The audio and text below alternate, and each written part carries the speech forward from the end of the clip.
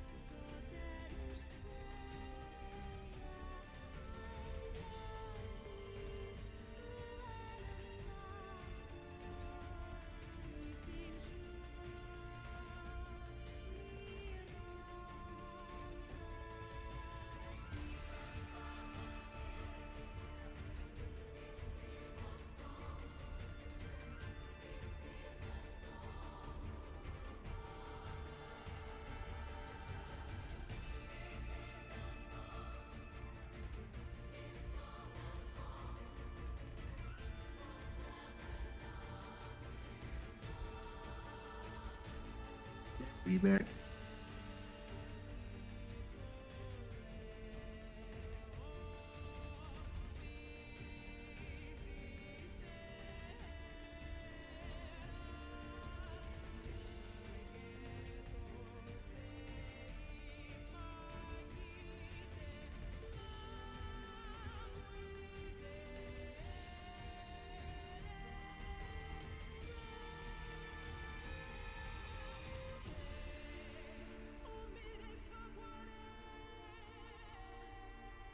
All right, let's go.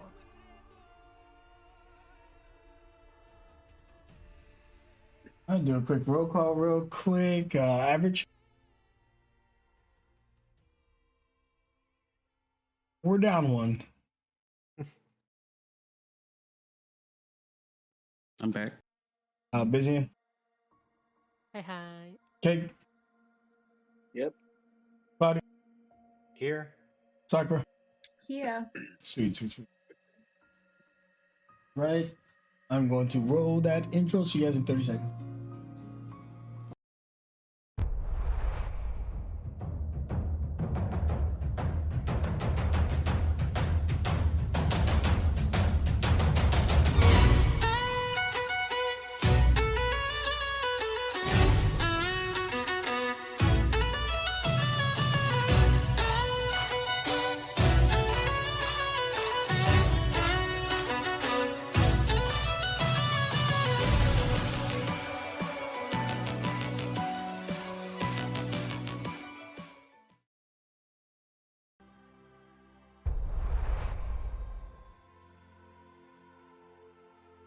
All right, guys, we are live. Thank you for joining me for episode 29, which is one shy of 30. For those of you watching or checking in, usually our images light up when we speak. Hopefully, if you're on episode 20 you already know who's speaking. But in any case, we're going to try to get that up and running soon. But there was an update and it seems to be messed up a little bit. In any case, for the game, I believe it was Sora that's got our recap this week. That is right, sir. Thanks away, my man. Last time, on the Phantoms of the Past, the battle had come to a close, a city in ruins, but a sky that gives hope. The full power of Mother Nature is contested against that is what considered a god beyond the stars. And she reigns victorious, but at cost. Lives were lost, bonds severed. Quill, Sora's rival, had sacrificed his life to bring Bananu back into the world. The city below in ruins, and the question on everyone's minds was the nature of their missing friends, Lewis and Phoenix. Phoenix would be taken away. Regardless of her intent, destruction had been wrought. Death had been caused by her actions, even if she was not in control of the weapon that did so. By herself, injured, she was forced to face the fury of a scorned mother, Sakura Rose. Her very survival on the knife's edge. But she was mother to all. Despite the feelings of pain and hatred, she saw more than what many viewed Phoenix. Not a killer, but a misled child. It would be at that time that Lewis would return to the hobby, met with happiness, but he would have to be the one to tell them what happened to their dear Phoenix. While she faced the highest punishment within the hall, the others were to be monitored by someone the school trusted, a strange woman with golden hair and elegant way of speaking. She was to watch the students, keep up to tabs with their well-being, or something else may be unclear. It would be time for the second class to return back soon, but some party members were too injured to do much with them. Phoenix would be next found in a room shared by a withered figure that once was known as Vermilion Jaeger Pendragon. Both gave and warned of the path of someone akin to him. Strapped to these seats, nothing you have sacred. As these torturous chairs ripped memory from Phoenix with unfeeling violent breaches into her mind. But something that could not get out of the mind was Judith Bloom, who continues to have this specter by the name of J.P. Morgan taunting her from the shadows, the past, the future, while at the same time trying to gather evidence for Phoenix's case. The whisperings of the Wraith from the past continue to tell her the futilities of her goals, only to be met with the cold-cut professionalism of the elven journalist, going against her fears and trancing to gain insight. Oftentimes the truth is blinding. None know more than her.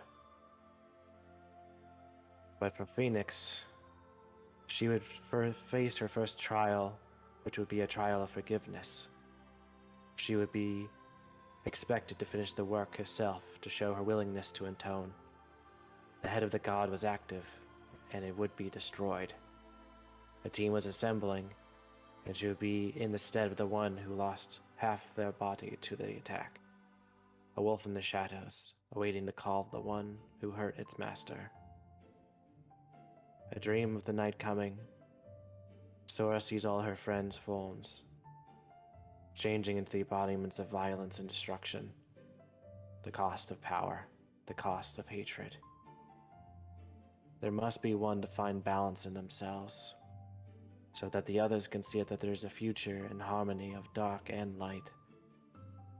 Sora, she will move forward in the name of the coup, to show that even in the greatest times of struggle and chaos, the calm waters will come again. Excellent, excellent, amazing recap. 1D 2+1, please. Plus.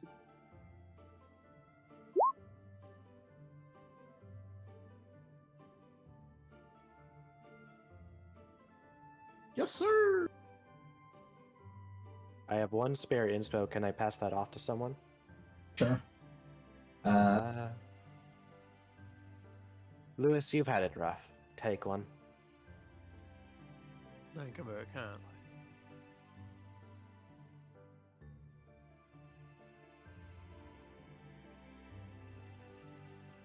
All right, so we picked up after the events and what occurred with Phoenix's imprisonment. It's only been about a day or two, and now I want to know how your kids are settling with the realization of what occurred and what you be doing these last 2 days. You that could be tending to some of the minor stuff left in the city. Most of it's cleared because live in a magical world, things get cleared faster, though they don't get fixed and lives aren't always restored. In any case, it's really up to you what you want to do, and then I'll jump in when something appropriate happens. I'd say it would be about 2 days, going on the third day, if you want to know how long it's been since Phoenix was taken. Okay, so mainly Sora's main struggle the day after is that she didn't have hit points to recover, or hit die to recover. Would it be okay that she is trying to rest through the day, trying to recuperate? Yeah, I mean, with 2 or 3 days, you guys should be full resource, full health, and everything. You guys will be good.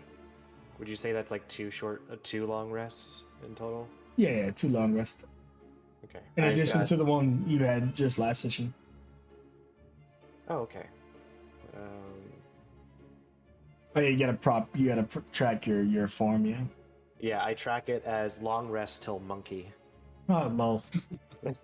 So for simplicity, just make sure it's 3 since last used. Yes. These the initial night and then 2 more after that. Which actually, I just put you guys in the heartbeat since, well, I don't know. Some of you may not be in the heartbeat. So I'll ask you what you're doing first, and then maybe we'll go on the heartbeat map. So we started with you, Sora. You mentioned the sleeping and stuff. Were you doing anything else? You could still do light activities and achieve your long rest. She would want to make sure she spent as much time with her brother before he had to go back as much as possible. Making sure he's okay, making sure that he's not needing anything from her before he goes, but when the time does come for the class to go, she is going to grab him by the hand to stop him and say, "I shall be with you shortly, but there's something I want to talk to you about, brother." Looks at you, huh?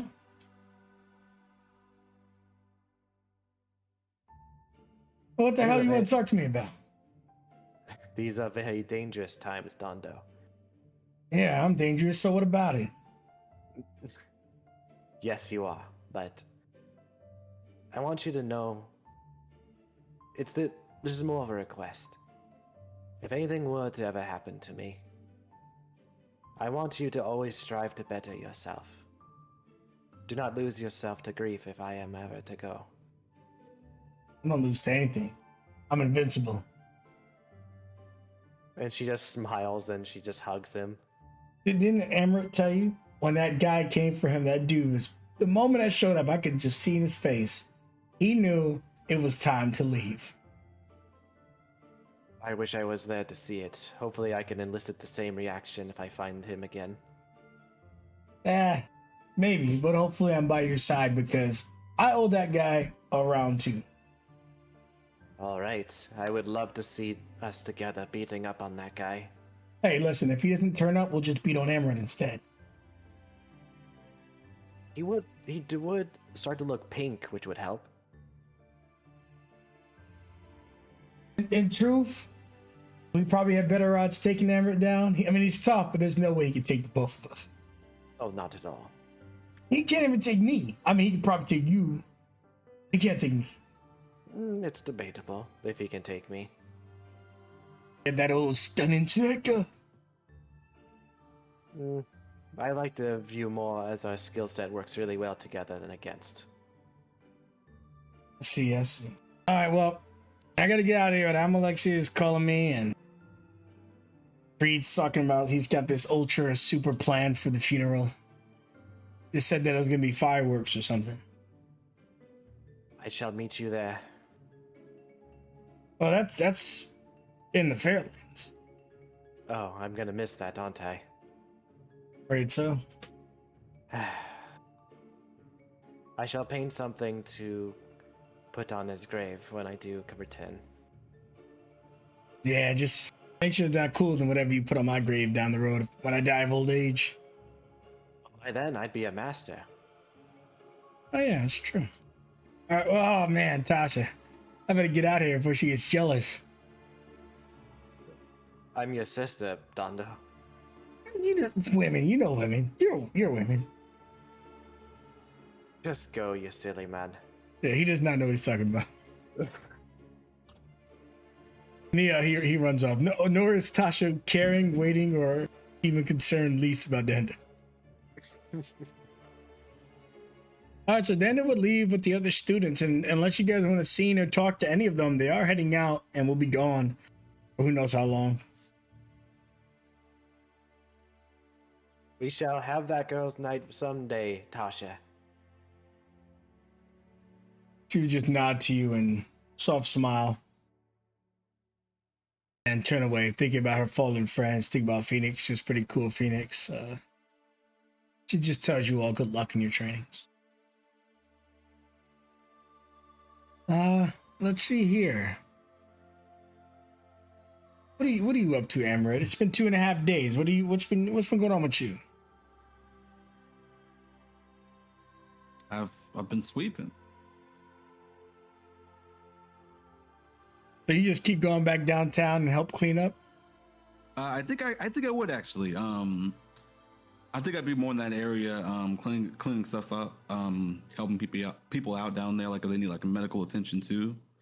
And then maybe while I'm there, just looking to probably look into the hand more and see what they're doing besides cleaning while I'm down there. Sure, you would mostly speak to the Orcish lady, and she would tell you that nothing moves until the man says it, and he hasn't said anything. He does. Gotcha. She does tell you one thing. It's important.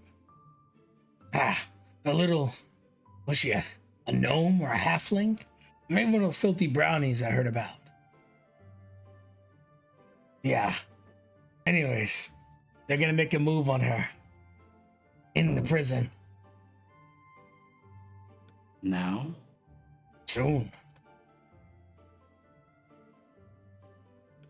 Interesting. Well, I guess the other job's moving faster. It's gonna be a classic. I've got a few shanks made up.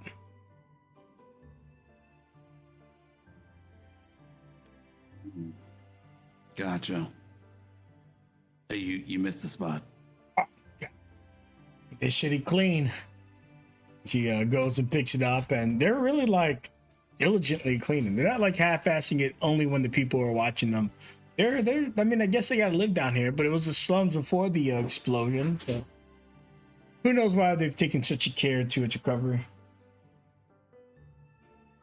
In any case, is there anything else you do besides the retail and resting? The intel, not the retail. I guess you're doing some type of retail. Besides that,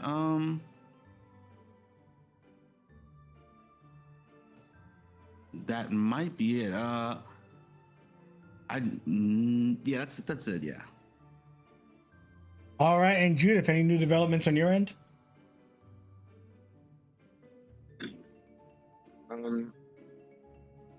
So it's 2 days of I guess downtime or whatever. But Judith is going to after the night where she tranced for the first time in years, she would head back to the harpy, and like before she got there, she would just kind of take a moment, and like all the emotion of the night and what was happening would kind of well up, and she actually would kind of take a step into like off to the side next to a tree and some bushes and start to cry. And from just like the weight of all of the like I said, the trauma that she had seen firsthand from all the the destruction of Icarus, but also what she was doing to herself at night. And so she actually would continue to trance so she could learn as much as possible about legal system, but also she would go to this place and try to get an audience with Phoenix, and she would use any way that she can. She has this thing, from the background, official inquiry.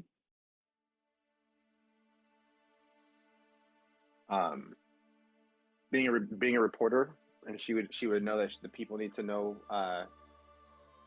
what's happening, but also I know who this is, and I just want to make sure she has the proper representative, because there's no way that she actually did this, or maybe there was something that was going on. They would tell you that with downpour, it's 0 access.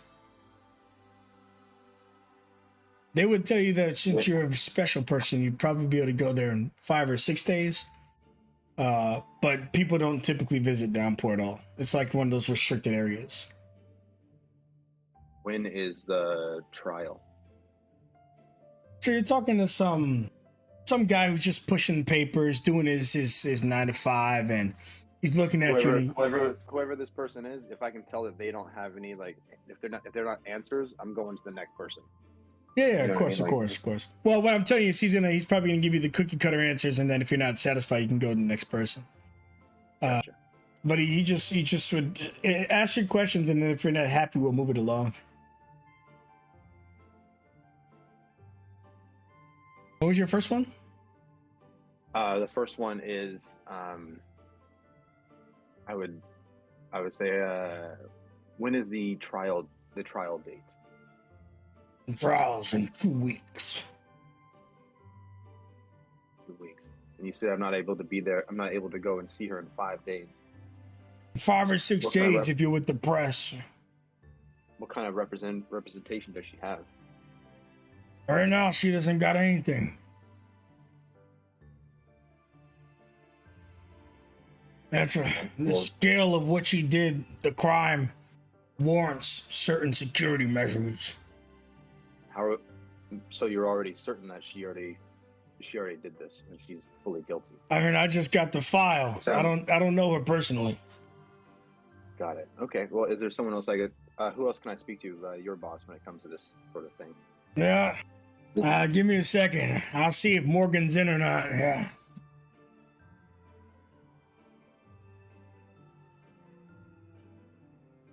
He walks off, and he takes a few moments, and he comes back with a gentleman you met at Divination Daily, the one with who lacked eyes. So of course he's never seen you before because you didn't go there as yourself. He comes out and he looks at you. How may I help you? And I'm grabbing his just get a refresher token now for you. Hello, my name is Judith Bloom from Between the Flames. I'm here to see there's a captor in the downpour. Phoenix from Icarus. Phoenix from Icarus. Well, I'm Otis the Eye, and I handle some of the security measures here. And you Don't you look kind of familiar, actually. I was about to say the same of you. You work for a different press organization. You see, I do work or sponsor Divination Daily. Oh, Divination Daily. Yes, they have a very fine establishment with great insights into the future. Of course. Though we cannot predict everything, or maybe this entire tragedy would have been avoided. Could only have hoped. But right now, there's a potentially innocent person in one of the highest security prisons in the city. So apparently, from what I understand, she's not getting proper representation. She's stuck down there with no ways of communication to any of her friends or loved ones or the school. We just want to know what to make sure she's alive, make sure she's around, and make sure she's safe, and how we can get to the process of proving her innocence, because right now we're going to lose 5 days, 5 or 6 days before we can even see her, and during that time just to be clear, it sounds like everyone thinks she's already guilty. Yes. Follow me. The guard goes back to the front, and he's dealing with somebody who's complaining about the food situation in the city. And when you walked into his back room and he closes the door, he tells you, yes, precisely. Fortunately, when someone does a crime, they are stripped of their freedom. So you lose that privilege to see them, and they lose their privilege to see people they love and care about. Now, you say she has no one to defend her, but she's fully admitted to the crime. You say she's fully admitted to this crime. Correct. So there's no need to make sure she has the proper care and any other stance on the matter. Well, if someone says they did it, they did it. On how she confessed. Was it coerced out of her, or was there some kind of magical treatment involved that made her say these words? Of course, all of that is potential, but at the moment, she was with her brother when she did it. Would her brother have done harm to her? She was with her brother. Her brother was with her when it is suggested that she did whatever she did. And what exactly is the charge? Well, the charge is highly classified, unfortunately. But if you look out your window, you can get some semblance of truth to it. Yes, but it's tough to know exactly what role she had in it just by looking out the window. I've seen the window. I've been in the streets. I've been there. We've been cleaning up this for the last couple of days. But we also want to make sure that she's getting everything that she needs and deserves. Oh, of course. Is there any way we can bump that up from the 5 or 6 days? That's already rapidly advanced, though an official has already met with your friend, so I hardly see the need of putting another individual through. Oh, okay. Who was this official? Her name is Aria Roja. I know that as the woman who's watching our group now. Yeah. Oh, Aria. And when was this? Probably a few hours ago. Okay. I'm sure if you want to know more, you can speak with her, but Downpour is a forbidden section. No amount of barking will let the dogs in. Yeah.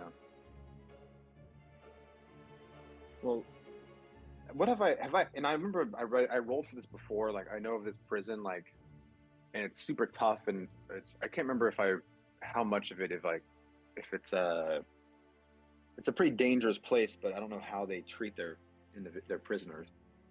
So I'll just say, oh, of course, and of course, while she's in there, myself will be looking into Downpour and making sure that everything is above board, because it might not just be her that's down there, who's down there for something that she might not have done. Like, who knows what else you have down there? And I'm happy to find out, of course. She says with a smile. Oh, yes. You're a reporter. If you didn't report, then what would you be? Nothing. She goes to a little goodbye, and then as she starts to walk out the door, then she stops and turns around and goes, actually, a question. How is it someone who works for a newspaper, who you said you are what was your job at there again? A sponsor. You're a sponsor. So you work at the newspaper, or at a newspaper. You're a sponsor of that newspaper, and yet you also hold a state job? How does that Of course. I don't know what laws come from where you're from, but they work quite different here. You see, that privilege, that sponsorship comes from money. It does not bar me from other avenues. I purchased that place. I'm sorry? I purchased that place some time ago. Some could say there's a vested interest, but I can assure you of one thing. Despite being the person restricting you from visiting Downpour, I myself have not even been given access to it. Only of the news and information that comes from there. You say you purchased Divination Daily? Right, so. Or I should say I'm the largest holder of the property. You see, it goes into a massive marketing scheme, some could say, and I own the majority of the shares. It's a new development, but with bankings and everything else, Icarus is primed to take on such matters. So yes, I did purchase that, and you should know I was a government official before then. It wouldn't remove me or fire me now that I'm invested in media. Yes, it doesn't. Judith like starts to speak and then like holds back because what she's gonna say is probably very colorful and off-putting to him. So she will hold back and say, "Oh, that's interesting. I'll have to look into what it means to buy a part of be a sponsor of this paper, this Divination Daily. Maybe I'll come by someday." And your founder is J.P. Morgan, right? Yes, J.P. Morgan, our father and founder. Yes. I've heard a few things about him. Okay, great. Well, I will let you go. And your name was Otis, is it? Yes, Otis the Eye. Oh, the I. Yes, make sure to have the I at the end of it. Thank you very much. Okay, well, have a great day, and I will talk to you soon. He looks to you, and then he stares at a wall for whatever reason, and then he looks back to you and goes, "Good day." Do I get a sense of what he was doing looking at that wall? Because I know before he said that there was a wall that was that wasn't a real wall when we were in his little office before. Yeah, I mean, you'd imagine it's the same here. Kind of think of it like when an early development of those police things where they're watching on the other side and stuff like that. But in this case, it's not technology; it's just magic. Judith walks towards the wall. And you see some security, and they would stop you. I apologize, Judith, but you really should leave now. Who's watching behind the wall? You asked him that? Yes. I'm afraid I don't understand what you're asking me. Oh, I'm sorry. I thought this was. It had a little glint of, and I'll just reach out and touch it. A little glint of magic, maybe.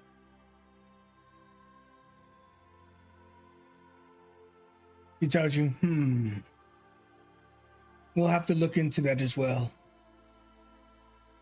If I touch that part of the wall, is it hard, or does my Well, hand if you want to touch it, you have to force your way past the guards.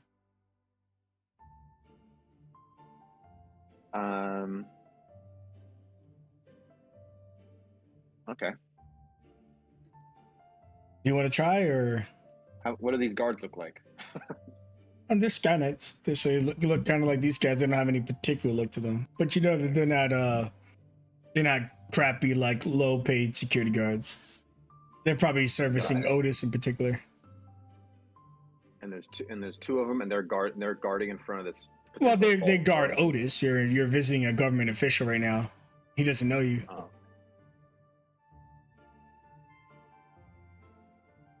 Oh, sorry. Then I'll see you another time. Thank you, Otis. He doesn't really have much facial expressions considering the upper half is gone, but you see his lips have turned into a frown as you exit. And the Sky Knights look like they're just doing their job. They probably don't favor Otis over you, but it's just their job to secure him. Yeah, I think Judith reached the limit of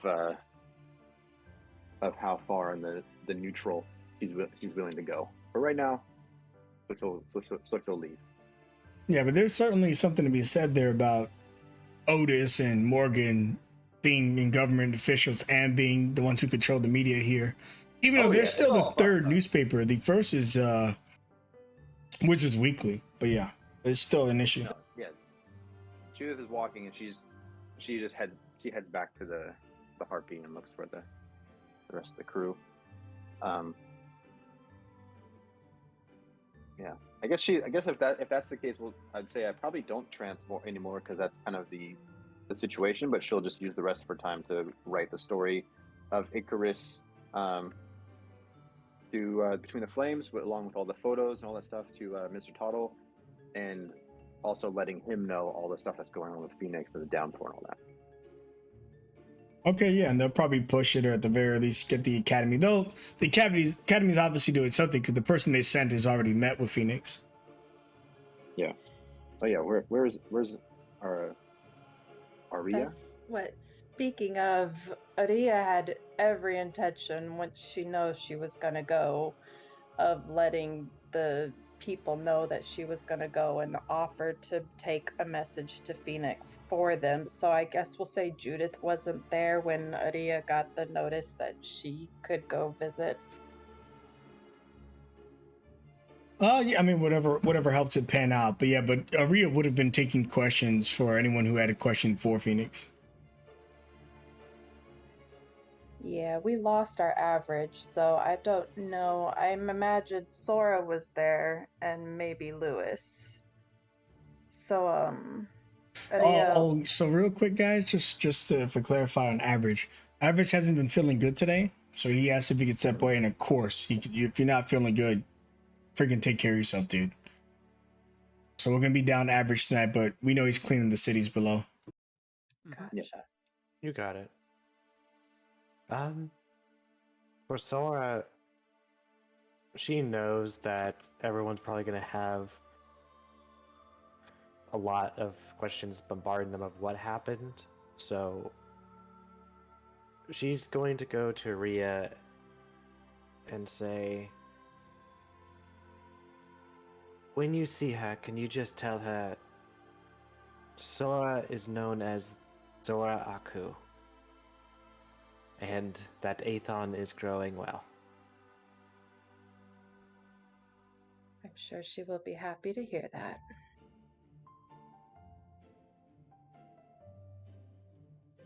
Why, I do not wish to be rude, Aria, but why did they pick you for this? Well, I think perhaps, given she was a student at the academy is considered somewhat responsible for her actions. And so the academy, being a larger organization, has been allowed to send somebody in to speak with her.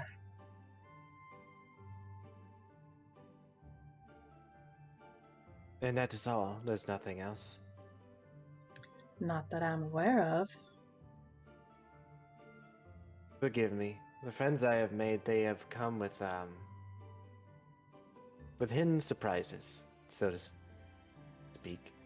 She smiles, and she turns to Lewis. Is there anything as her teacher you would like for me to pass on to her?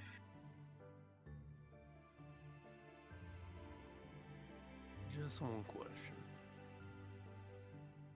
What did you learn? Very well. I shall return. I do not think they will allow me to speak with her for a lengthy amount of time. And she will go off. There are some concerns, Aria, some inside information that you would have gotten from Phoenix that we won't get into all the particulars because you'll be dishing out some of those details. But when you get to Downpour, it's as horrible as you'd expect and as much as Judith is worried about. It's crappy, high security. You only got about 10 to 15 minutes to talk with her, and they counted some of the time of the transport to get there, leaving you with only about 9 minutes. They didn't try to clean up their act for an outsider coming in. Oh, did you not think this was the cleanup? Oh gosh, okay. This place, you put people to be forgotten. When you get down to the bottom, you see one of the organization members, the warden there. He takes you to Phoenix. He informed you that unfortunately, she's not in the best of health.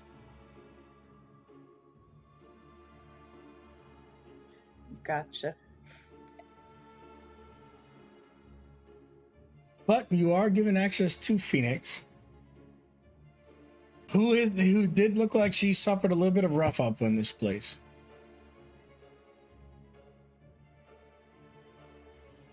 If you ask Phoenix, she probably tells you the other guy had it worse. In any Yes. case, unless there's something here you want to speak to about the warden, we can get back to the part where you return and then Judith comes back and whatever, if Judith wants to talk to you. Yeah, we'll say Judith's back if that's all right. Even though Aria had gone before Judith, I imagine she stopped somewhere in the city to have a bite to eat and think things over before she goes back to the Harpy. Okay. When you go to stop to get something to eat, you do notice that it looks like Clamdor. I'd imagine being an official and Clamdor works close with the academy. You would know him. It looks like Clamdor is up and about after 2 days. He looks lost. He's asking people on the street, where's his doctor? She will approach him because she knows stuff. Sweetheart, you doing all right? Yeah. Just looking for my doctor is all I'm sure he's around here somewhere. Would that be in the upper district? Yeah, my doctor, what's the doctor's name again? Dr. Newell. There we go. Newell? As in Louis Newell? Well, you betcha. That's my doctor, finest doctor in all the lands. He's also my pastor. He got me married to my wife, Lydia. That is interesting. He is a multifaceted man. Did he give you any orders last time you saw him? I don't know. I woke up in this strange place. I couldn't breathe. I just kept running, and here I am now. You know, everything's just been kind of a blank to me. By the way, this city looks like shit. What's going on in this city? It does. I think recently it's had some troubles. I happen to know where Newell's office is. Would you like for me to walk with you? Sure. I say does she know where he lives? Because otherwise she'd walk him there. But yeah, you know, Clemdor's facilities at the top of the tippity-toe top of the entirety of Icarus. she's going to try to actually walk him home, figuring there's got to be somebody at home looking for him. Yeah, and you figured correctly. When you get there, you can see that there's a bunch of people searching the grounds for him. And even some people are shouting, he couldn't have got far.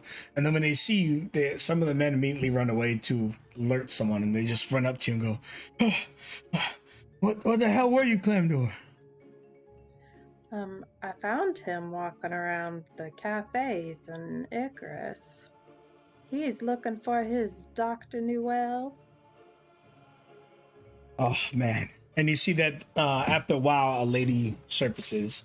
And she walks over to you and she introduces herself as Minerva. And she's got a vial. And she just kind of like literally walks over to Clamdor and just sticks him in the neck with this sharp object. She assures you it's all right. And eventually he returns to his younger form. And he passes out. And she tells you, don't worry about Clamdor. They're going to take him back into the facility where he'll be safe. Unfortunately, Clamdor made everything in there, so he accidentally, or maybe intentionally, was able to slip through all of the defenses. Hard to believe him in that state could get past it, but he's a genius, that one, even if he doesn't appear to be. Well, it looks like he's in good hands now. Sure, you're from the academy. You're the cleanup lady, aren't you? Oh, that's not a nickname I've heard said before, but I guess it depends on how you look at it. The whole situation's a mess, and they sent someone here to evaluate it, I suppose. Do you have any insight to the unfortunate circumstances? Yeah. This is where things get awkward. You're an official for the academy. I think it's best we wait for Clamdo to get back to his full strength. Do you think he'd be interested in talking? Well, can't betray the old engineer master. But if anyone knows what went down, it's him. Right now, he needs some rest. Perhaps he can meet up tomorrow. Wait, hold on. If you're with those students, I'm the one taking over the classes. I could take you back to the Harpy. I can get there a lot faster than you can. Oh, thank you, but I enjoy the walk. But it looks like I suppose we'll see each other tomorrow. All right, I'll arrive there probably midday. I will let them know. And Minerva just kind of waves to you and retreats. And she walks down, down, down. Yeah, you begin your descent and eventually you get back to the Harpy. Judith, do you want to have returned at some point for this conversation, or are you still out and about? Yeah. Okay, so I'll move you guys all there. Okay.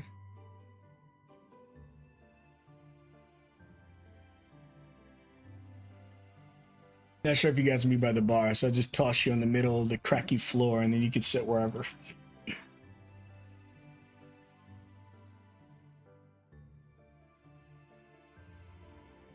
So I'm assuming you guys are seated somewhere, Regio, or maybe you assembled them outside front, but whatever the case is, you guys can decide where you are and what you're doing. Yeah, I don't know, wherever Aria is.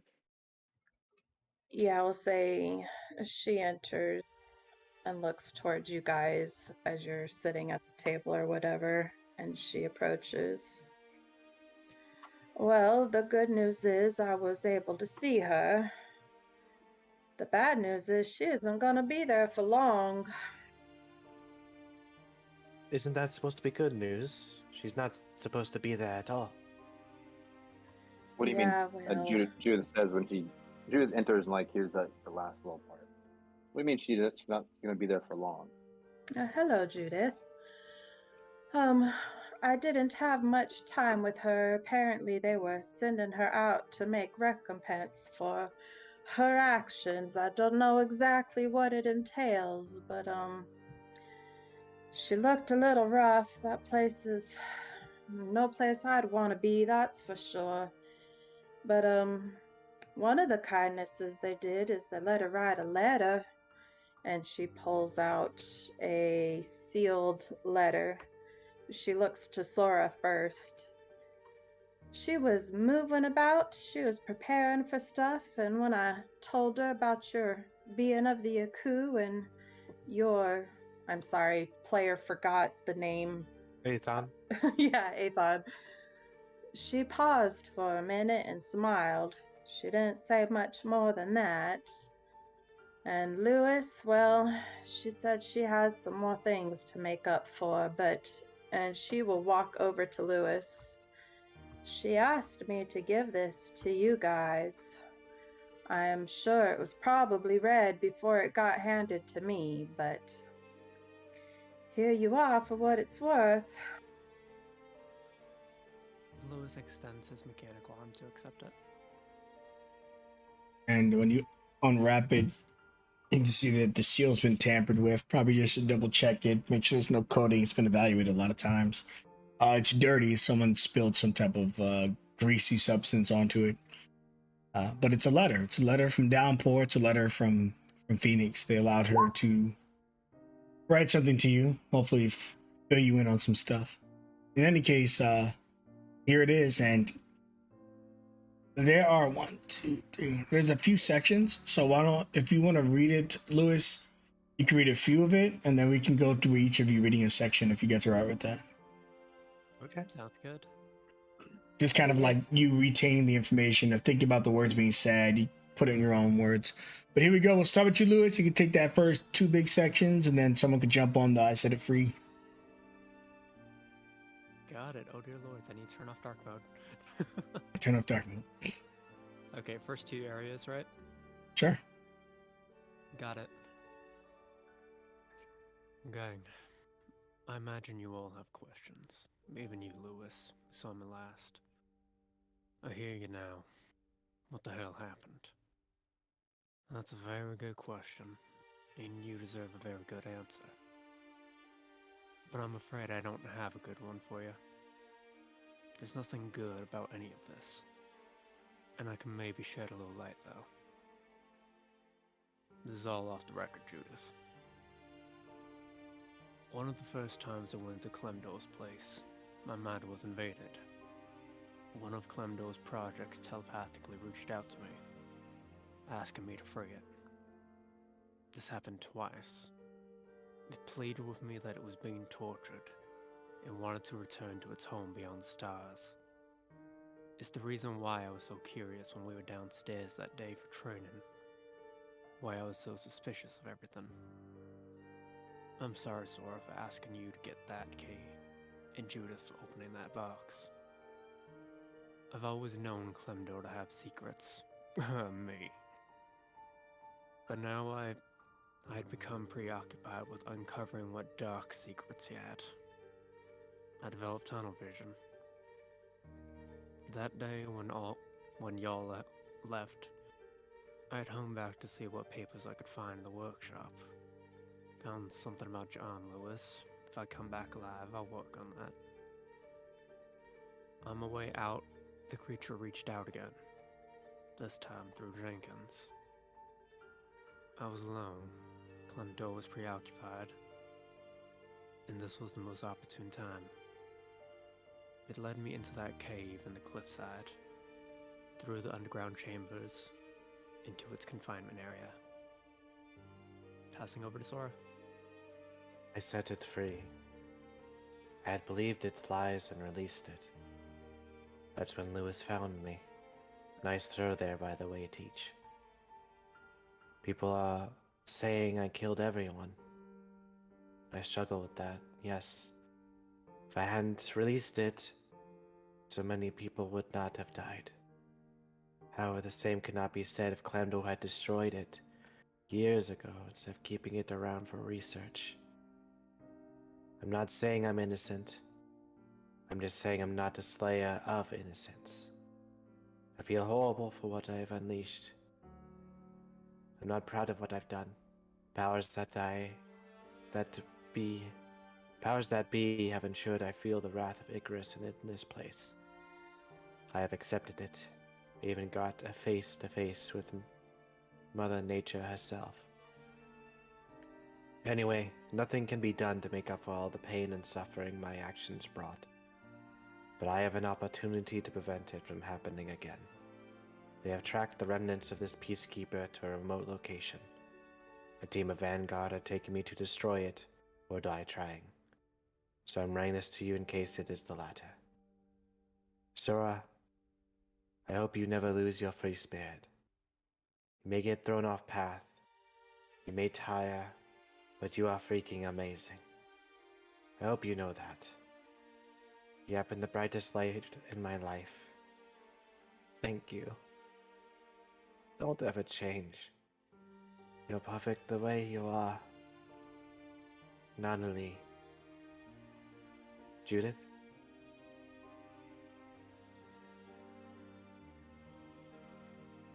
Judith, you ready to take this part? Sure. Judith takes the paper. Just go, Judith, I know we haven't always seen eye to eye, but I admire your tenacity and unwillingness to take no for an answer. There are so many injustices in this world, but if anyone is going to fight against them, it's you. Thank you for that. She just kind of like takes a little breath, like, interesting. Don't worry, Emrat, I can read yours. Thanks. Emrat, out of everyone, I think you're the one who I love the most. Kidding. Emra, out of everyone, I think you're the one that will understand the shit that went down and why I'm attempting to end this thing. I don't freaking care what Pink Guy says or does. You're the OG in my book. If I don't make it back, I know you'll get the job done and bring everyone home. I've liked you from the first head nod at the academy. I'll pass it to Lewis. Like,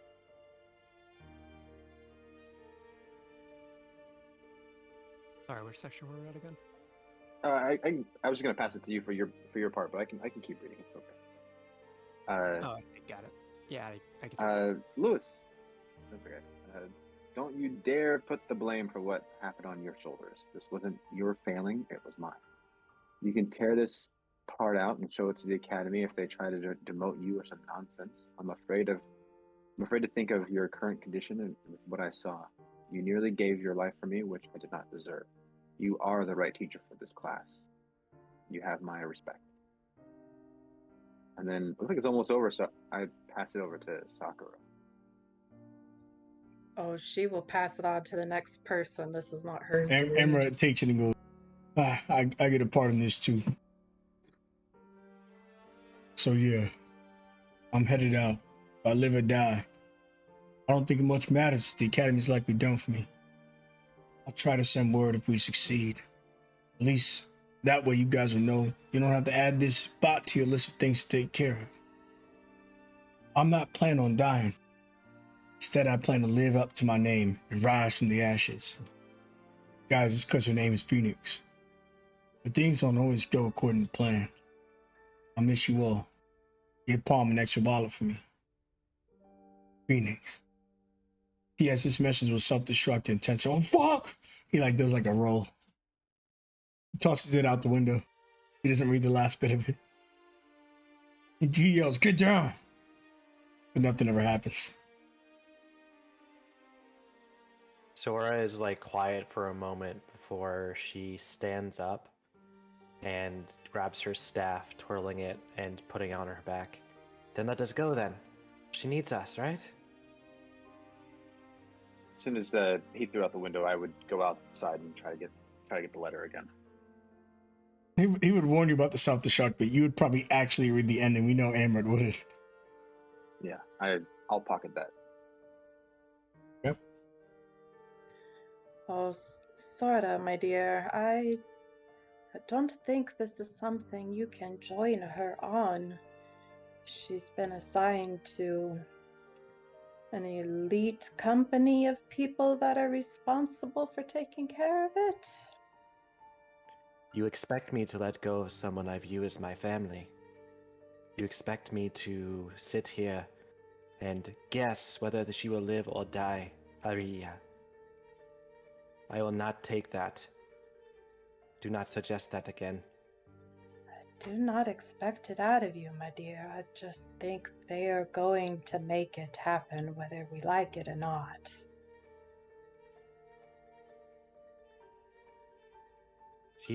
She looks down and her fists are just so clenched.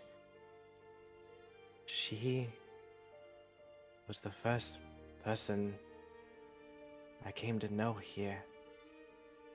She is like my sister. How could they ask me not to help her? She didn't ask you to help her. She knows that she has to do this on her own. But are we not the vanguard? Are we not her team? Her family? Not everyone drags everyone into their own personal stuff. Just because, this is something that she feels that she has to do, or they're telling her to do it. Something. All we can do is hope for the best. But if I cannot be there, we saw the letter. She did what she did. She said what she said. I think that she probably put too much information in that letter, like that. Very damning of a letter. But we have to let her go on this.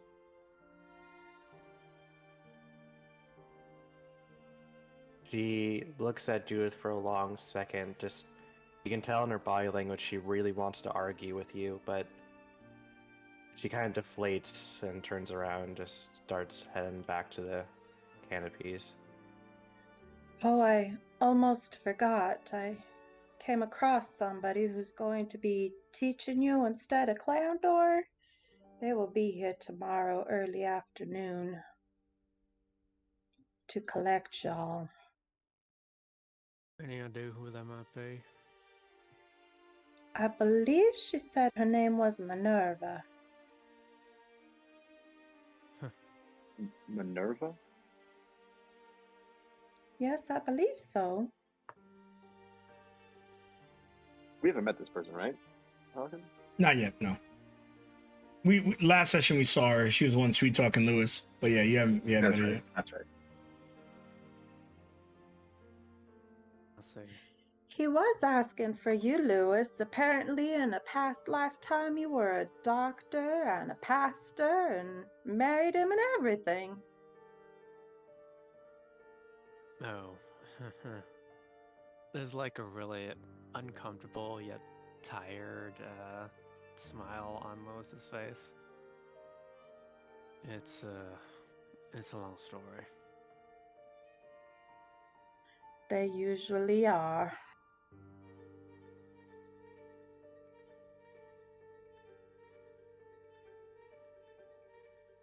So as you guys are sitting here and Sora runs into a room, Sora doesn't have anyone to comfort her. Usually it's Dando, even though he's not the best at this, he'll fight with her and take her mind off things. Yeah, Sora, you're all alone in your room, and what's pounding in your head right now? She's so confused why she has to let this person go. She does not accept that this is something she can't do with her because of strength, of power. She has to accept that someone she loves may come back or may not come back at all. And she has to accept it. When she had received the power of the Aku, maybe then she had thought maybe that could be a sign that she could always be there, but this is a dilemma she's never faced before. As she sits there and is just, her fists are so clenched, she just brings them to her face, resting there and just is in a whirlwind of emotions at the moment. You hear, maybe it's your own mind making this stuff up, but maybe it's the weakened state mentally or some other factor, but just the words little monkey in your mind.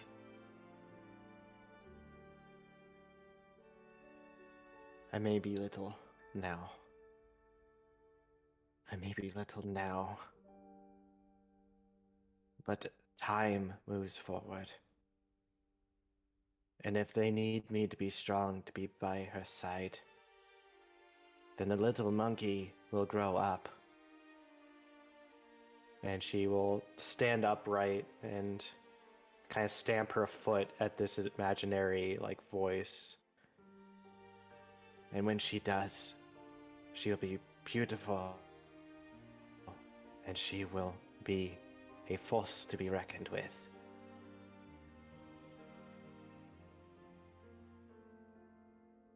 The voice, it fades, but you felt like its presence was there. And part of you wonders if it's just your mind, but it did sound like Ogobas taunting you. She's very wary at this moment. That nightmare still has shaken her considerably, but she takes in a breath and puts on her normal smile you normally see her with. Brave through it. Brave through it for them. Brave through it for yourself. And she'll reconvene. All right. And Lewis, you were there, so it's not like this letter was too eye-opening for you because you literally saw it unfold. But what's going through your head? Phoenix is in a poor place that is literally somewhere we throw people away into, and it's such a place that there are regular prisons in Icarus. If you get put in the downpour, normally you just never see that person ever again. Lewis, having actually seen what happened at that moment, and having sacrificed everything to try to protect her, just feels his mind in a constant whirlwind. Thoughts of all sorts going back and forth, unable to fully process any of them. As he just slowly closes his eyes, staring out the window, his body tensing up, before he just gets out of the chair, full force. I need to get some air.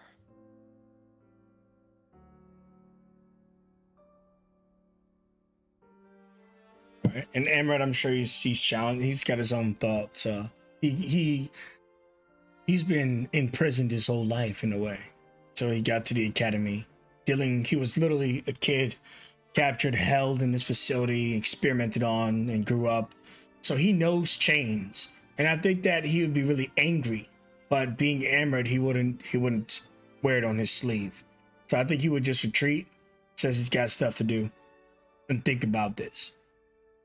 But anyone could feel this imprisonment. There's no one better than Amrit to relate.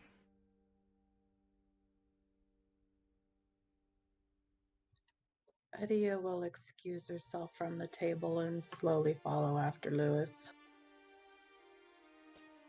This brings us back to Judith. And what is your immediate reaction or thoughts if you're not saying anything? What are you doing? Judith is pretty conflicted for a couple things. One, because she knows who, like, she has to tell the story. She has to report, give the report to Between the Flames. She knows who is being held captive. And so she's just trying to figure out how she's going to word the story, and what she's going to do. She's Phoenix said this is all off the record, but it's, she doesn't really pay attention to that. It's more about just the idea of like, just the idea of like her friend is in there, and all this stuff is going on, and she doesn't. The off the record thing is whatever, but it's more about being smart about how to tell it. You know what I mean? So she's just kind of thinking about that, and like there's like there's a lot of stress that's weighing down on her about it, with all the stuff that she was doing at night as well. So yeah. It's tough. It's a tough line to tell, Judith. Yeah, I'll probably do the recap next week, and I'll probably say exactly what she says in the letter. But she knows that the key word here in this thing that it says for her was, my mind was invaded. Like, she keeps thinking about that, like, my mind was invaded. So that means like, like there is still a little bit of innocence. She wasn't just doing it to do it. So that's a good thing. But she knows that she'll have to let people know that Phoenix is the one that's being held, at least for now. All right, and as you sit there with Sora, and you guys think about what's happening, Lewis retreats into the city, silently walking, and Aria joins him, I suppose. Yeah, he wasn't gonna get too far before she calls out to him, "Mind if I join you?"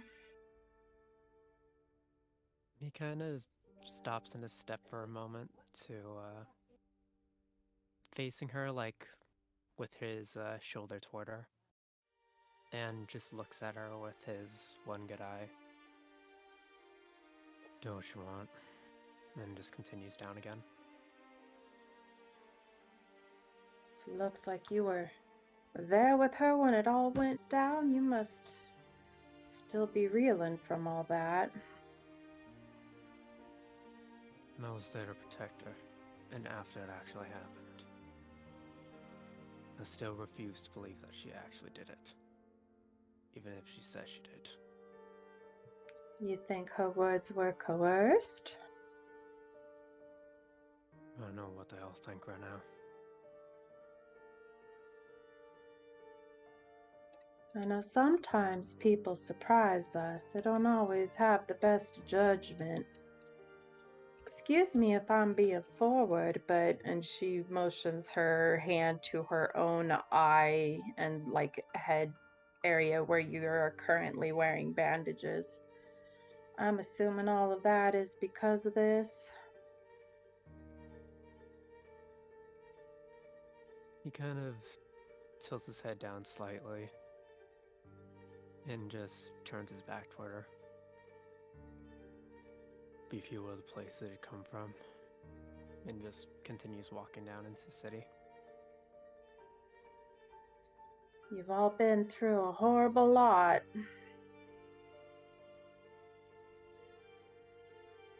Yeah.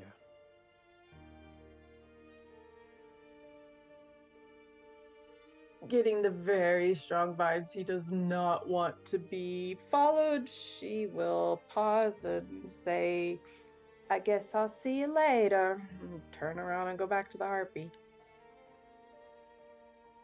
When you return to the Harpy Lewis, you eventually do retreat to wherever you're going.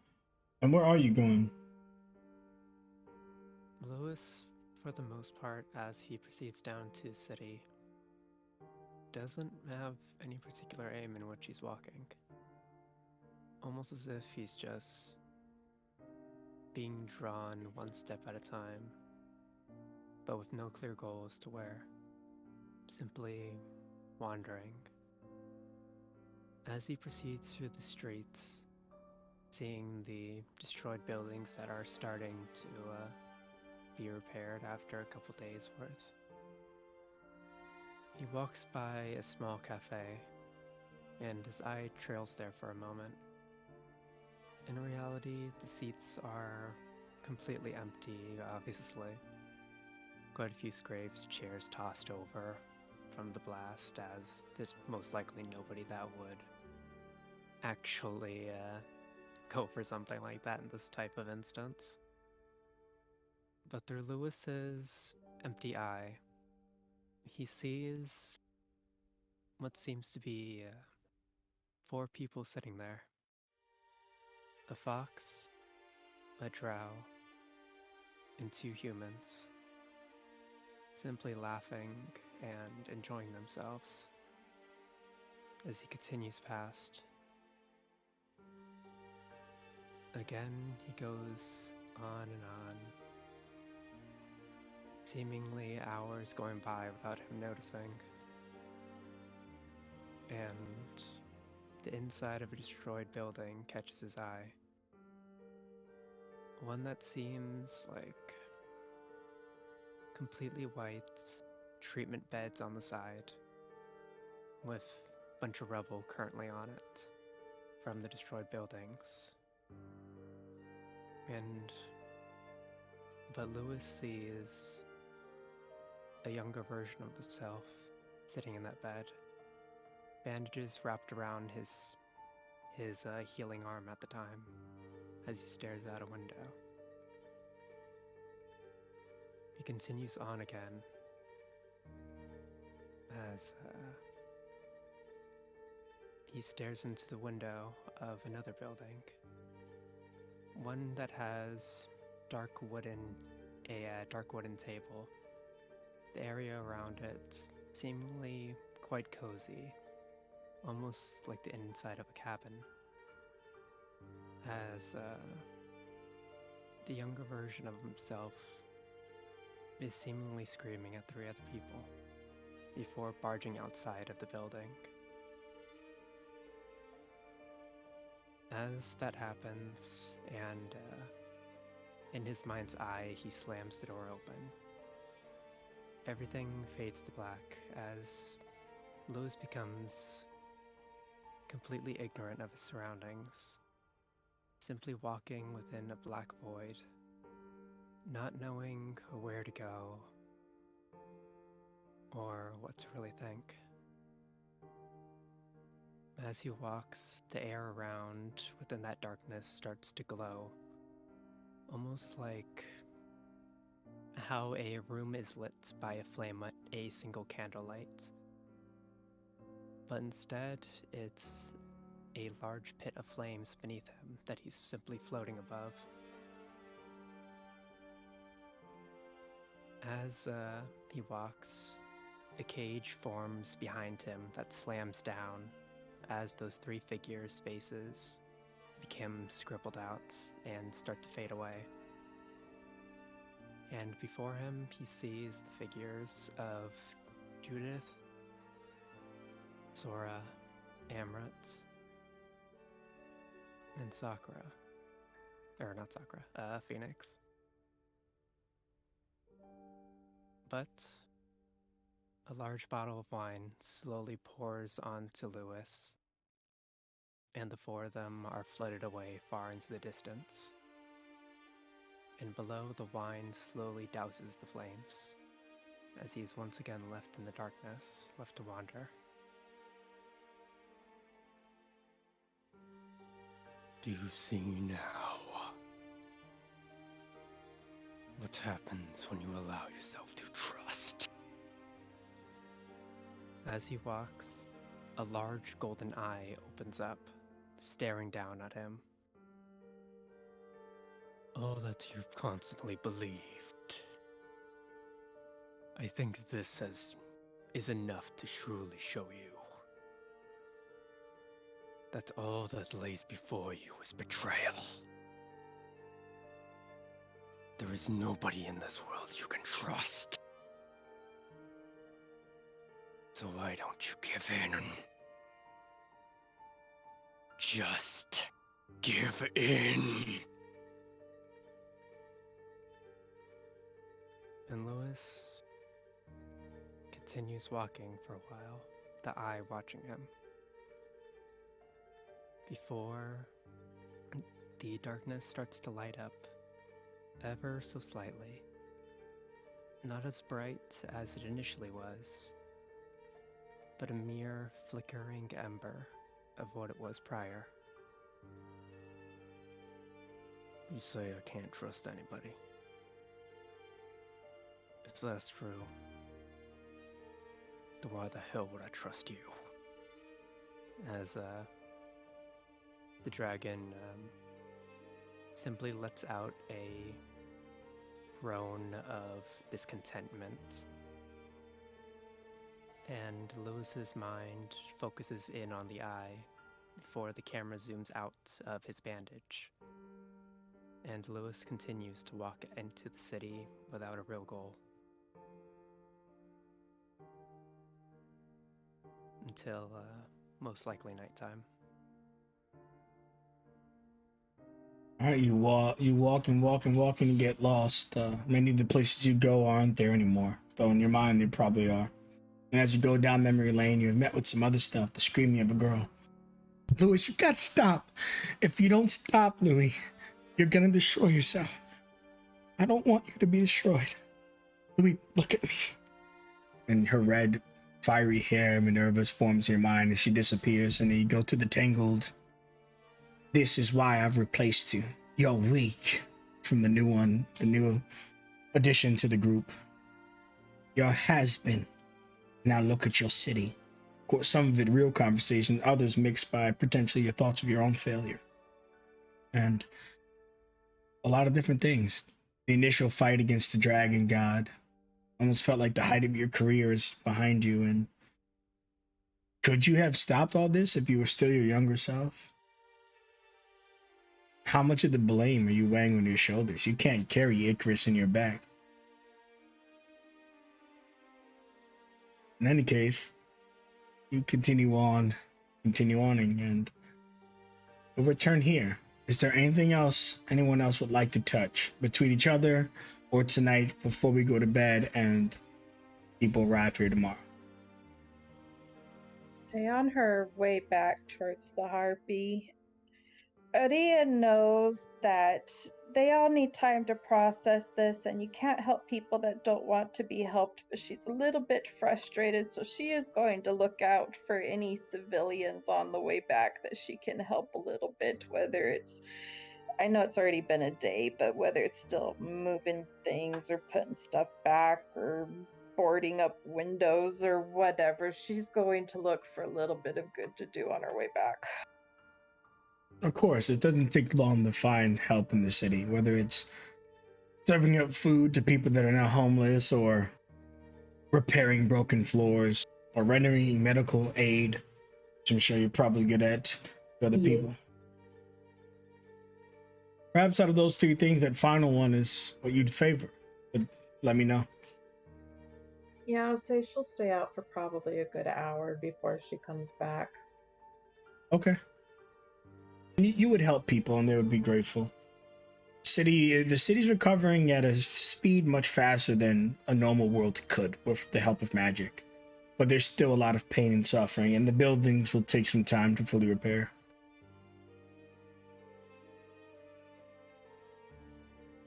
In any case, when you do return, is there anything else tonight that Sora, Judith would like to venture into? And Lewis, if you've got more for me, I'm here for it. I'm good. I'm good as well. I heard a from Lou. Hey, Lou, you got more. Give it to us. But if you're settled, you're settled. I don't mind either way. I think as Lewis proceeds through the streets at night, slowly starts to wane. He snaps back to his senses, and there's that thought of trying to head back to the tavern. But jarbled whispers start to echo in the back of his head as he just presses a palm to his forehead. And when he looks up again, he realizes that he's already wandered his way all the way down to the lower districts of Icarus. And over to the side of him, he sees a tavern. He stares at the building for a while, his mind's kind of just going through the motions before reaching down into his pocket and pulling out his bag of gold. A small collection of 9 GP. And proceeds to walk inside the tavern. When you walk in, it's pretty crowded, despite what you'd expect from the time, but it seems like a lot of people turn to alcohol when things get hard. Or maybe they've gathered here because there's not many other places to get alcohol right now. But when you walk in, it takes you a while before someone recognizes you, the tender in particular. Look what we've got here. If it isn't the dragon hero. And are you paying him any mind while he's talking to you? He has a very condescending or disrespectful tone. He doesn't really process whatever he's saying, and just takes out the 9 GP and just slams it on the table. He's back, boys, filling his glass.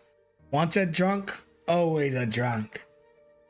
And he swipes the coin and he fills you up with his strongest stuff, some of the donkey's ass, and puts like 6 pints in front of you. I'm sure that won't be enough, but don't worry, your coin's paying for the whole night. You're finally back where you belong. Shut up. I'm here just to get my mind off things for a bit, alright? Oh, he's got some fight in him after all. Some of the other denizens are getting quiet, and they're just watching you and the bar owner talk. Yeah. Just let me drink in peace. And just slams himself down into one of the stools and just starts drinking away. Whatever. I won't scare coin in my pocket away. And he walks away and busts a different table, and a young man walks over to you. Is it true? Are you the dragon hero? Lois's eye trails over to the individual before just trailing back into his cup again. Some people call me that. And you don't even notice it, but he looks almost exactly like you when you were younger, except he's elven. And this is a bar after all. He may have a soft young voice, but he's about 25, 26, which in elven years means he's a child, basically. But he looks at you and he puts a patch on the table of the Tangled. I always wanted to be you when I got older. I still do.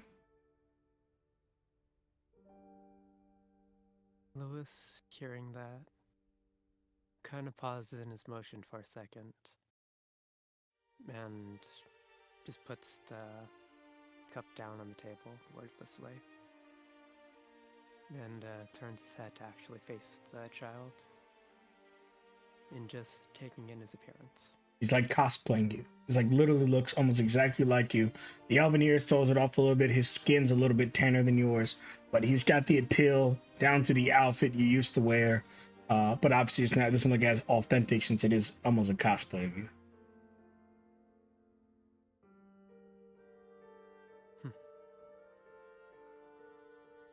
Lewis turns in his seat to fully face the kid and just kneels down on his knees.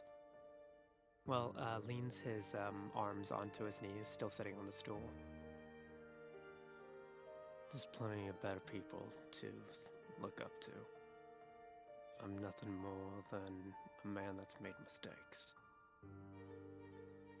And I wouldn't want somebody that's so young to follow in this old man's footsteps. Because all that's going to lead to his ruin. You understand?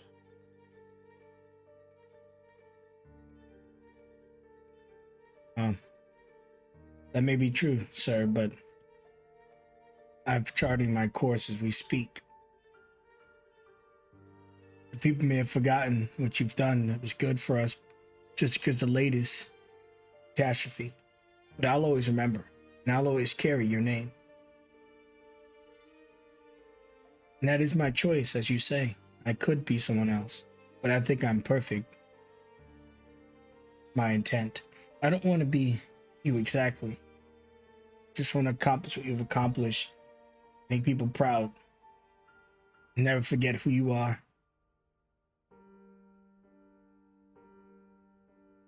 Maybe that's lame. Living someone else's life. So far, I've seen so many adventures. I've done so many things. This last week, I fought a crocodile in sewers. I'll admit, wasn't my smartest play. But I'll be strong one day. And you can sit here and drink these cups if you want, sir. But if you're going to do that, then I'd like to have a drink alongside you.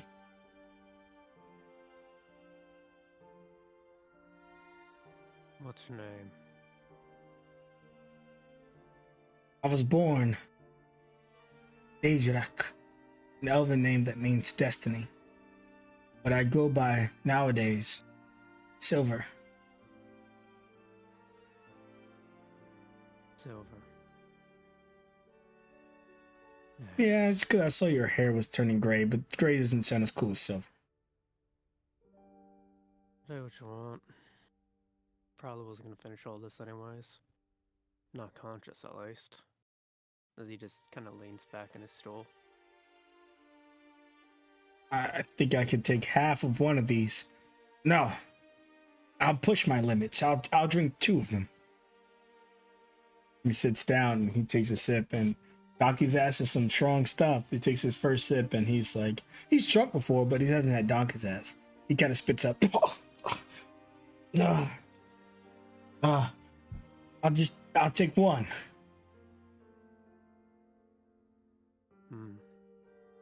Doesn't really react beyond that and just continues drinking, letting his body slowly start to numb over. He stops talking to you, but he stays there the entire night. Whether you drink until you fall unconscious, he just sits there in your company. I'm gonna go ahead and start making Constitution saves, because that's Sure. Not alcohol. But with the kid taking one of them and being able to afford 6 of them, I'm gonna say that the first one doesn't really have hit him, but the second one is gonna start building. Falcon, do you mind setting the DCs? yeah, I mean, we could start it at 5, and every 2 drinks it goes up by 2, so it's manageable and possible. But you have 7 drinks in front of you. Got it. First one down, on to second. Ugh. Second one's starting to kick in a little bit, but still not fully diminishing his senses. Third. Again, he's still fine. Fourth. Again, his vision is blurring very slightly, but it's working through his system.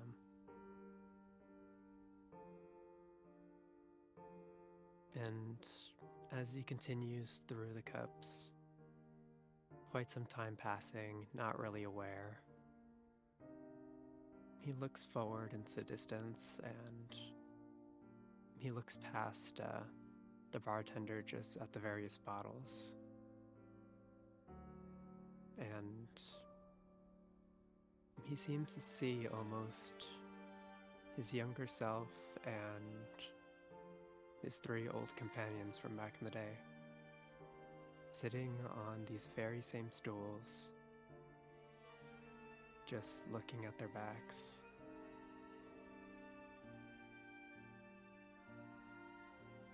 As the final one starts to finally kick in, and his drunkenness is starting to fully show.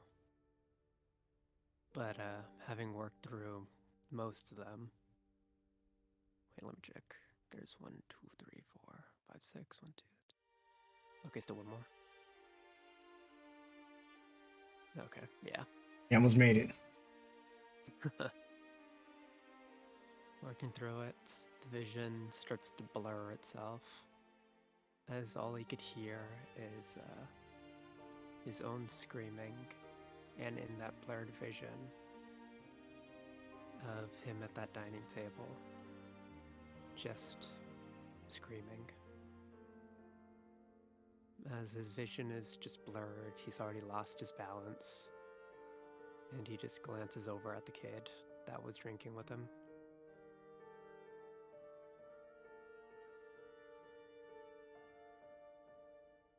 Yeah, you disappear, and you just hear the words, "I'll take care of you, mister." And you just black out. You're done. Some grumbling from the innkeep, but you can't really hear him. And the next day would come, and hopefully you're in a better place, not in the street. Look like you're in some type of crummy apartment. You've been here before. Last time you were here, you had a pretty close encounter with one of Phoenix's siblings. It was probably all the kid could afford to put you up in for the night. Looking around, does he see the kid anywhere? No, the kid's gone. He's got adventures to fulfill. He can't afford to stick around here when there's people that need help. Lewis, waking up and feeling the massive hangover that would result from that drinking spree again, looks out the window at the sun as it slowly starts to rise, and just places a hand on his flask and is almost about to take another swig before the vision of Sora, Judith, Emret, and Phoenix flash in his mind for a brief moment, and he just instinctively lets go of it. And as it falls and clatters to the ground, Arshin shifts to the others. What are they up to? It's the next day, and well, someone's here to collect you. A literal, I guess it's like a an airship or something. I mean, it looks like a regular boat, but it can fly. So outside collecting you, Minerva arrives, and she tells you all she'll be taking over your classes. But she looks around and sees that Lewis is gone, and she inquires, "Where's the old dog?" I suppose he had business to attend to. I'm sure he'll come as soon as he's able. And yeah, Judith, you found her, even though she shouldn't be under the ship. Ship should be under her. She exits the vehicle and she says, "Well, I guess we'll have to wait for him. I'm told to collect you all for your training." What was your name, sorry? Name's Minerva. I'm actually a friend of Louis. I volunteered to take over the training necessary from Clamdor. The Academy feels that even though times are tough, Palm's coming and we can't afford to fall behind. But they want to assure you that they're doing everything they can to aid you in this effort. And that's why they sent you the little Missy back there. She smiles awkwardly. Sora, Judith, either of you have any idea where Lewis may have spent the night at? Usually he visits Clamdor. He's usually very strict on the rules of being in by 12, but looks like someone broke his own rules today. It sort of just like looks worriedly into the distance. Just, I am not in the state to lose anyone else right now. Old man, you better be showing up now. Minerva, I don't imagine that Mr. Clamdor has any gadgets that would help us find him. Right now, almost all of Clamdor's resources are being expended to aid the entire city. We could say, well, speaking of the devil. She points behind you. There's the old wolf. Lewis just kind of walks up, seemingly like trying to make himself look like he's walking normally. But he doesn't really realize that every now and again he's kind of just like his step is a little bit wide. Just every now and again as his vision blurs, but he just focuses it back to normal. And there's like a little bit of liquid at the corner of his mouth, but he just wipes it off before he fully reaches you guys. Sora, you would notice Minerva like looks really uncomfortable for a moment. It's as though she's seeing something that she doesn't approve of, that maybe her relationship to Lewis, you're not sure of it, but she seems very impacted by his approach. She quickly gathers herself, but I think your passive is 15 or 16, right? 16. So yeah, so you would spot that moment of hesitation and grief in her, but she quickly recovers to a neutral attitude. Sora takes note with a little quick eye flick between Lewis and her before she begins talking. Lewis, my master once looked like you once. Dabbled a little too much into the dragon fruit. You okay? I'll work through it. What have you done, Lewis? I'll look up and I'll look at his skin. You know when you have like an all night of drinking, you haven't showered, like your skin's even more fucked up than it used to be. And Truth is like, ugh. Yeah. All that work of giving you that nice face cream, and you do this? Come on! You can tell she's kind of joking, but like also a little bit serious. He kind of just like rolls his eyes, no smile or anything. Just his plural eye. Eye. Your other eyebrows. Maybe you should shower first, and then we'll get going. It's one shower. It's not exactly much left. And he just looks into the dilapidated building. Lewis, I will throw you off that ship if you smell like you do now. Aria has one arm across her body, and her other arm, her elbow is resting on the top of her hand, and she does a little flick of the wrist and a golden energy starts at Lewis's feet and just quickly swirls around. She's gonna prestidigitation him.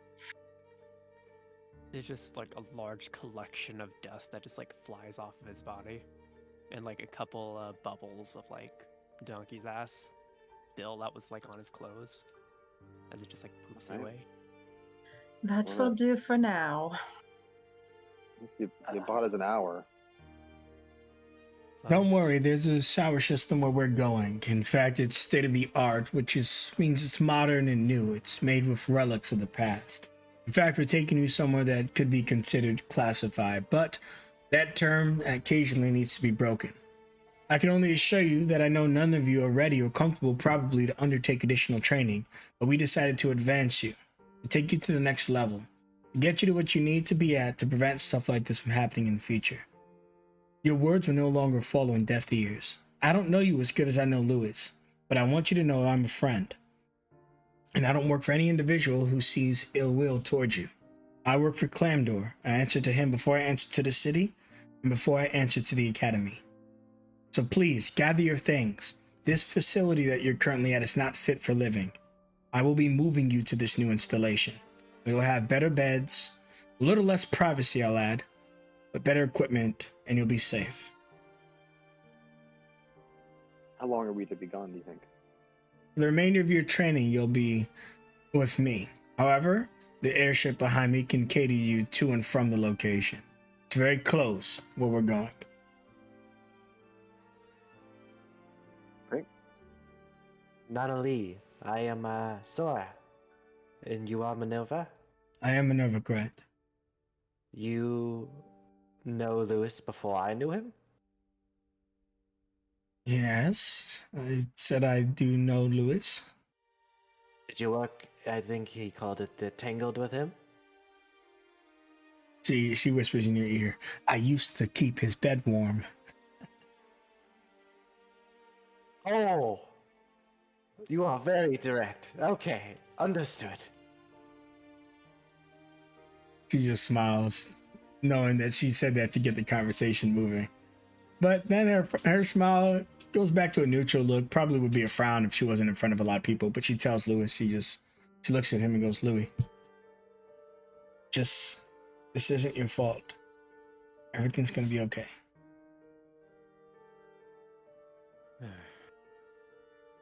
Yeah. I keep telling myself that.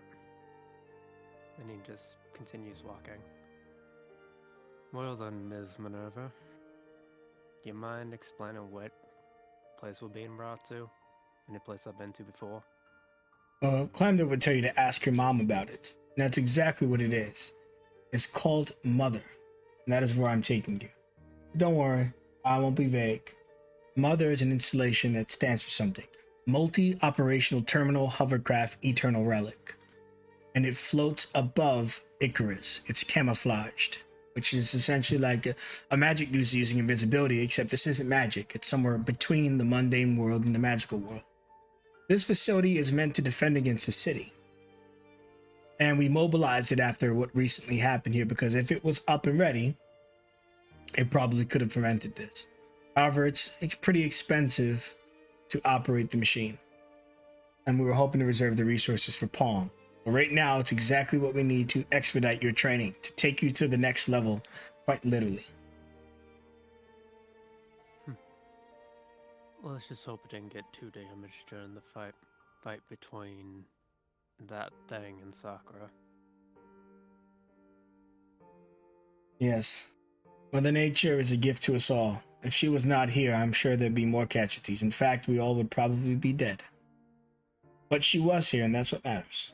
In any case, holy shit. She looks through this big hole in the wall. You guys weren't going to leave the harpies here, right? I'm sure we've got space for them somewhere up there. Oh, that'd be awesome. Yeah, of course. Come on, let's spread the love. I mean, it might get a little close quarters. I mean, the facility's massive, but there's only one bedroom set up for all of you. If you don't mind, we could set them up somewhere close. They'll be in their natural element in the air, after all. Of course. Sounds good. All right. Are you all ready to go on an adventure and maybe break this depressing streak until we have to deal with it? Because nothing's gonna change right now, but we can change.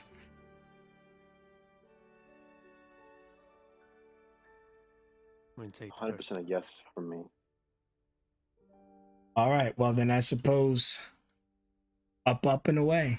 And the harpies get on the wings and begin flying. And let's take a 10-minute break. When we come back, we'll finish the last 30 minutes strong. We'll be ending on time tonight since we're at down Emerald.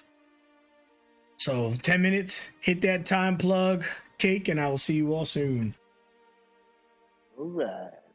All right. Oh, holy shit. Your old flame is very blunt. Yeah. I mean, have you seen how Lewis is? It takes a certain person. At least she, I thought this was going to take a lot longer to kind of understand the connection. No, that's very clear. It's very clear. I'm just like, nah. Other questions to be had, but probably not with her.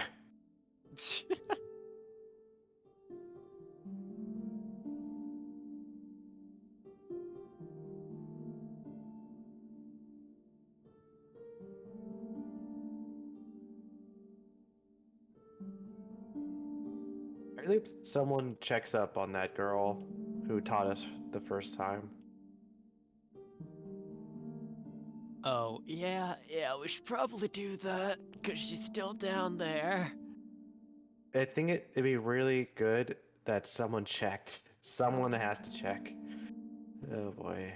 Yeah, I'm hoping they relocated her to Mother.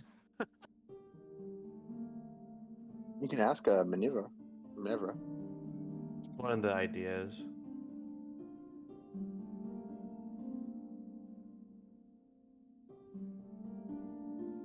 Didn't even notice Falcon's gifts until now.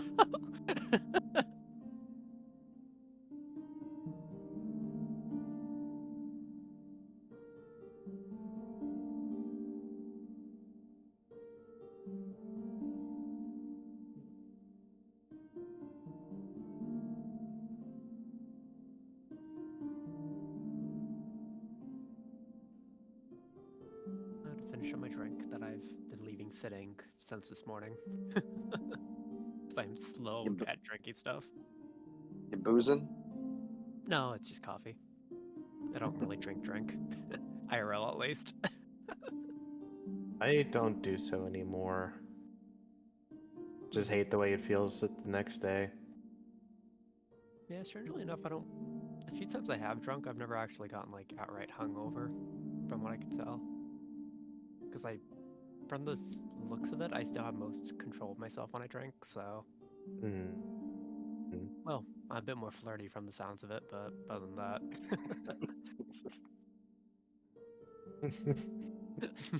I want to go on record that I paid money to see Flirty busy.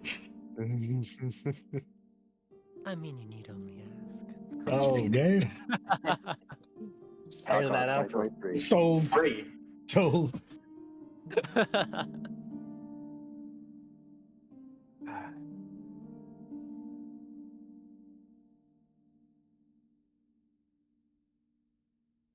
But Lewis is definitely working through some stuff. Here's to hoping that training will be able to get him off it.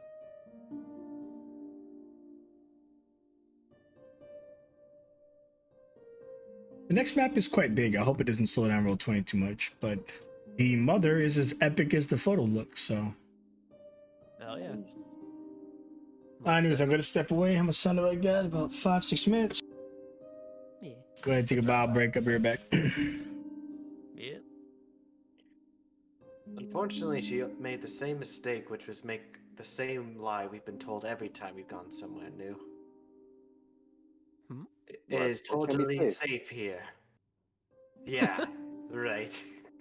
No place is totally safe in our line of work. So, that was the truth. Nothing is safe. Nowhere is safe. Nothing is sacred. She's been told that by like 4 or 5 different people, and every single time. Oh, jeez. I wonder if I should make it a point that the next time someone says it and it's not true, she's just gonna have to slap them.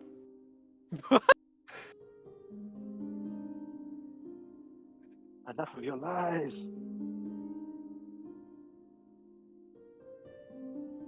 Oh, dear lords.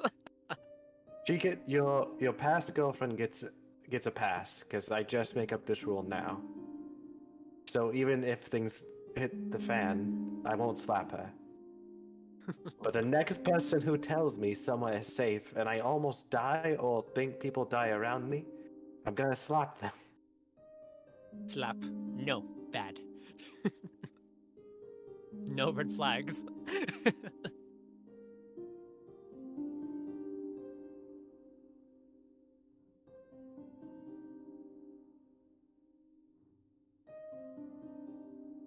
I really hope my coffee creamer is still good since it's been a couple hours. How long was it out of the fridge? It's been sitting in a shot glass for the past 3-4 hours now, I think. No, it's fine. Yeah, something like that. As long as it hasn't, just been there overnight or like. No, Well- I'm not that insane.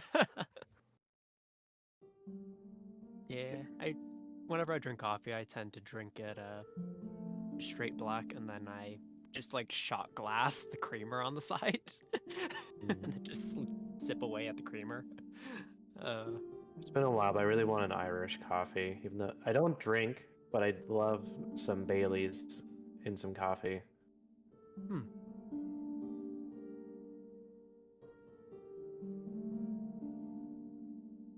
Yeah, sometimes you would just want to have a little bit of fun with the flavor as well.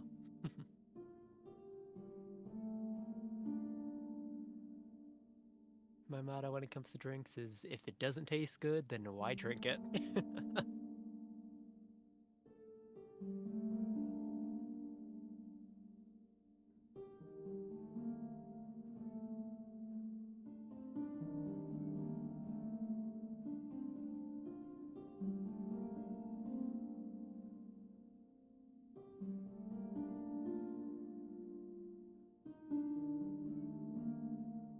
Creamer is definitely good.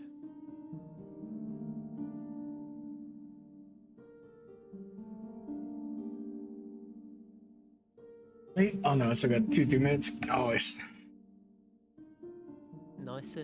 I always say, take a spoil us with these timestamps, because in the future, I just always guess. I never look at the clock for whatever reason. Yeah, it's one of those minor things you don't really think will help, or even think of because of it's so minor, but it really does help a lot. Yeah. I should correct that. I always go, let's say 10, immediately look at the clock, walk away, and in 2 minutes forget what time it was. Has it been 5 minutes? Has it been 10 minutes? Having physical reminders definitely helps. Oh yeah. When we get to this map, there's some doors that are experimental in Roll20.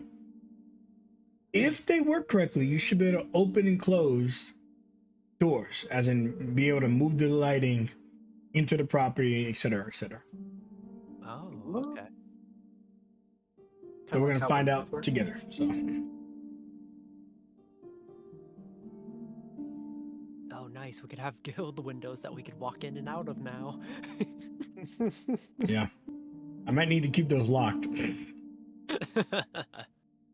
Just fully seal them in. No airflow allowed. We can't have anyone crashing through these. I actually started that with all my windows in the one-shots, making them transparent but not passable. And people are now using doors.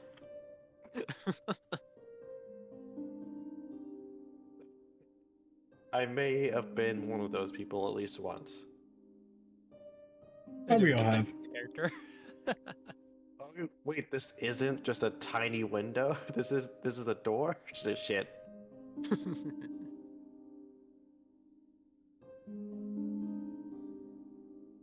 Meeting banana after having that patty earlier. I want to have healthier snacks at nighttime. Sometimes I got like a cookie or something. Have you ever tried honey bananas? Like, is he just mean just putting honey on a banana, or is it a different type of banana? It's a different type of banana. They come from Jamaica. They're a lot smaller, but they're very sweet. Oh, they're Jamaican bananas. I've had them. I might not have known they were called honey though. That's what they said to us about them, but really missed them because they were really good. I will keep that in mind. I also wish it was more. Is an easier time getting jackfruit. Oh, yeah, jackfruit's amazing. I think it's golden kiwis. I love me some golden kiwis. If you haven't had a golden kiwi, have it. It's like a kiwi, but better. Okay. Keeping that in mind. Scribbling down into the fruit notes. Very seasonal, but most fruits are. That aren't like bananas and stuff. You can't always get them year round. Yeah. All right. Let's see if everybody's here. It is according to the timestamp. That time of the day. Emerald, I'm here. Busy? Here. Keith. Yep. Cloudy. I am here. Sakura. Yep. Excellent. Let's return to session. You guys are...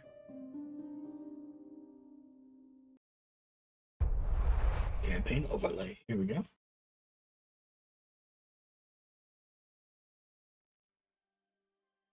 So after all the depression that we've been experiencing, Minerva takes us on this airship. Maybe it's your first time being in a mobile vessel that's this large that can fly. But in any case, it's exciting, I'd imagine. The air feels good. The ship feels stable. And as you guys are shooting through the sky, the harpies look really comfortable and are having a good time. Minerva looks to the group and puts a smile on her face and goes, all right, who wants me to do a flip? I want to warn you, everyone might not be here when the flip's over. That doesn't sound safe, my dear. Yeah, His hand's already up. he goes, like, it was mid-sentence when he said, that doesn't sound safe. She starts flipping the vessel. Whoa! Can I do a flip? She smiles and she just goes, sure. She gives you the wheel. Don't worry, you notice we didn't fall out because all of us are actually magnetized to the vessel. And if any of us do fall out, we've got the harpies. What does magnetize mean? It just means that you're kind of just stuck to it. You could think of it like a glue or a substance that's sticky. It doesn't feel any resistance, but the moment you're about to get off the ship and tossed into the sky, you'll notice that your feet feel really firm.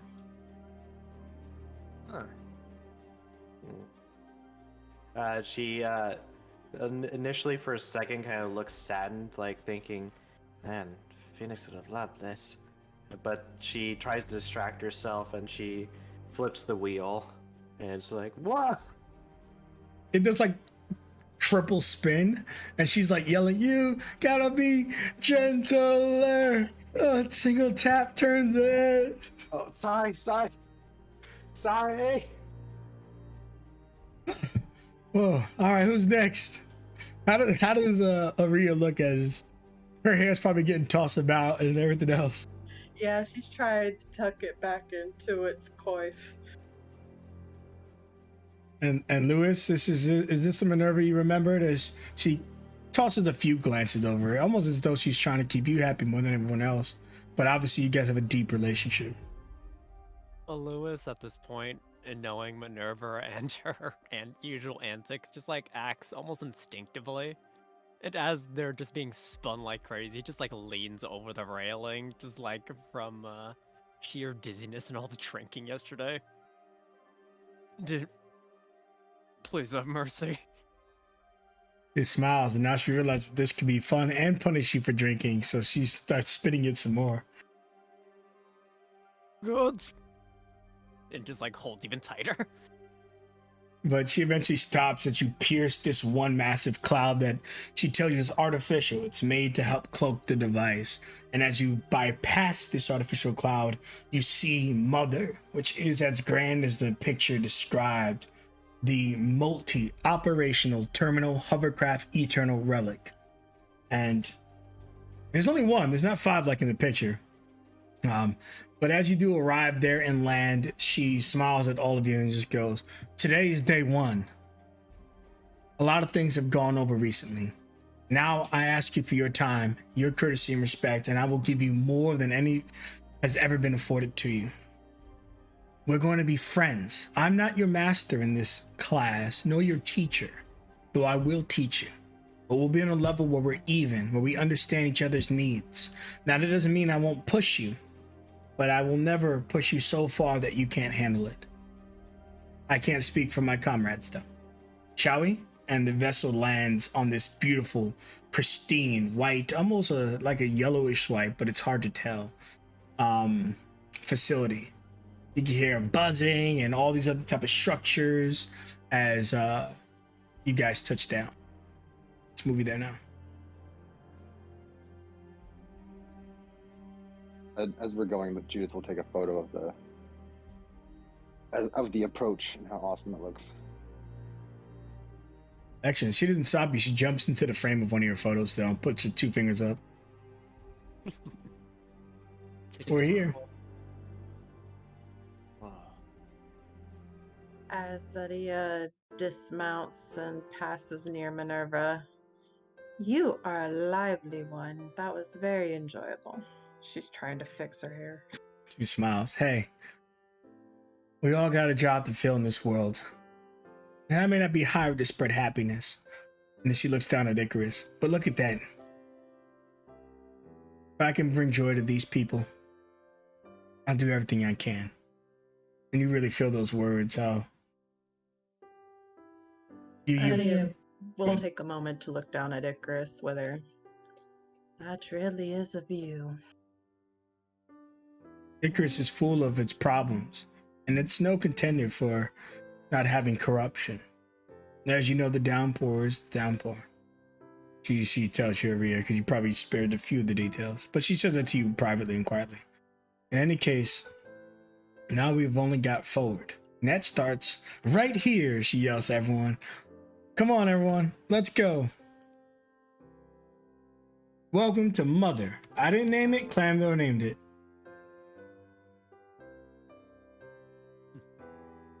Glad to see you haven't changed. He kind of just says under his breath. Yeah, well, I'm glad to see some things about you have changed. Oh, you said that under your breath.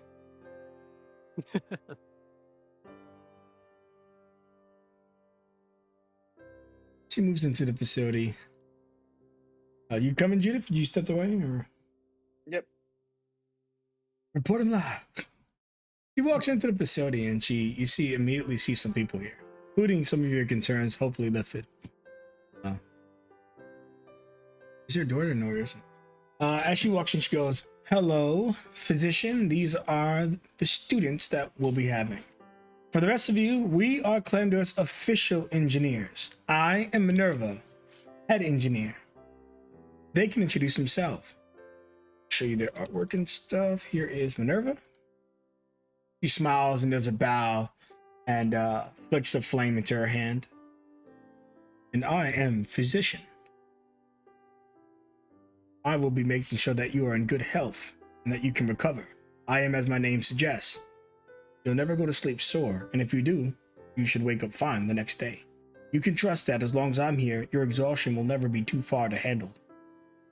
And if you need anything, my office is to the north of the facility. I shall insert coordinates into your room, including a layout of the entire facility. Again, welcome. I look forward to our time together." Thank you. And I'm Polly Quicker, the youngest and most esteemed and most brightest artificer in all the lands, even greater than this Phoenix person everyone was talking about. And you can see quite literally a kid with her version of the Still Defender, and she seems quite jealous, probably because Clamdor cares more about Phoenix's late than she does of Polly. The youngest engineer ever to be selected for the program, and no slouch, might I add. And this right here is my companion. Pogo is his name.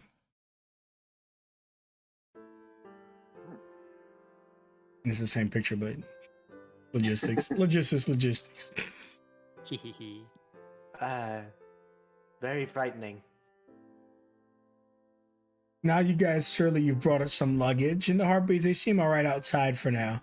We'll make sure they get comfortable. Your room is to the right. Now, there is an electric lock on there, but it should be your genetic signature. Why don't you go over there and try to open that door?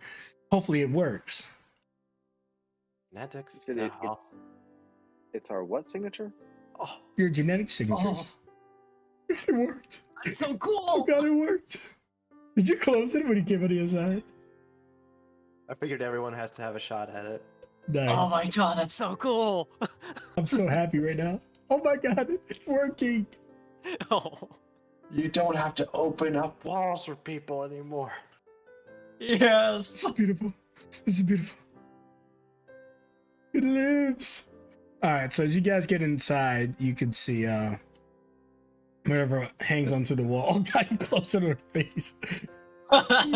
She opens the door. Emerald just goes, sorry for that. You'll be staying in this room. You won't have as much privacy as the Harpy, which I know even then you guys are almost two to a room. But this is the section we made up for you. These doors are secured and locked to your genetic coding, meaning your DNA, your blood, your palm, your unique signature. It's hard to explain, but you'll get used to it. Here, you'll see that there is a state-of-the-art bathroom, which Lewis can make immediate use of. There's also a mirror if you're the type of person that loves to have their hair look good. So you see nudges Aria as she goes and checks her own hair, though. Oof. Gotta look good for the many men that are interested in me, especially since I lack a ring on my finger. Oh boy, any day now. And she walks over. Anyways, these beds will also keep you in good health. You'll notice that your natural body's ability to regenerate will always fully recover here. And whenever you take a long rest in these beds, you'll recover all your hit dice instead of half. And the physician you can go to, the physician will be able to at least reduce you guys' exhaustion by 1. He won't be able to put down 2 or 3, but an additional 1, and then a long rest takes away 1. So it's almost like you're doubling your exhaustion reduction. Minerva asks you, do you have any questions, or shall I show you some more of the facility? Oh, Minerva, I have a friend here I've been trying to raise, and she's going to hold up Aethon with the large crack across it, but the bird face still drawn on it. Do you think there's anywhere I can put him that he'll be extra safe? Oh, absolutely. We've got a few places here where they can be secured, even though your room is your own privacy. And these beds are really nice. In fact, she taps the bottom of your bed and it becomes see-through. You can put him right down here and see him. Oh. You are so cool. This facility was made a long time ago, and the people who originally used it did not use it for good. It's been repurposed by Clamdor, and now it's in the hands of people who truly care about this world, and you're looking at one of them. So if there's anything you need, anything at all, you can trust old Minerva. I'm not washed up like some of you. He just kind of pegs Lewis on the shoulder. Minerva, this is all like super fancy and nice. I'm just curious, how did you get our blood again? If did you touch anything in Clamdor's facility, we've got your signature. Oh, I did touch a lot of things. Oh, you all did when you were working on that program with Cornelia Cooper. Really happy she made it out of there. We didn't have time to get you all your consent forms. We needed a facility that could house you with enough security that you'll be safe for a change. You've been given many promises that you've been safe elsewhere, and I'm sure they've been false. So hopefully you don't mind a minor intrusion done in good faith. This is all very impressive. And you barely even saw 1/4 of the facility. Now, you guys should choose a bed, because it may be clean and nice, but you don't want to all be switching all the time. Emerald takes the one closest to the door, checking all the escape routes and deciding this one's the most optimal. May I ask what is on the other side of that door? Well, why don't we go see? Will someone do the honors? It is your code after all. Do you know that not even Clamdor can get into this facility without taking a long time to hack your codes? I know the language is probably a little confusing, but it is what it is. Oh, it's like a whole. Yeah, this is a little private area. You can write stuff. You can store some of your storage here.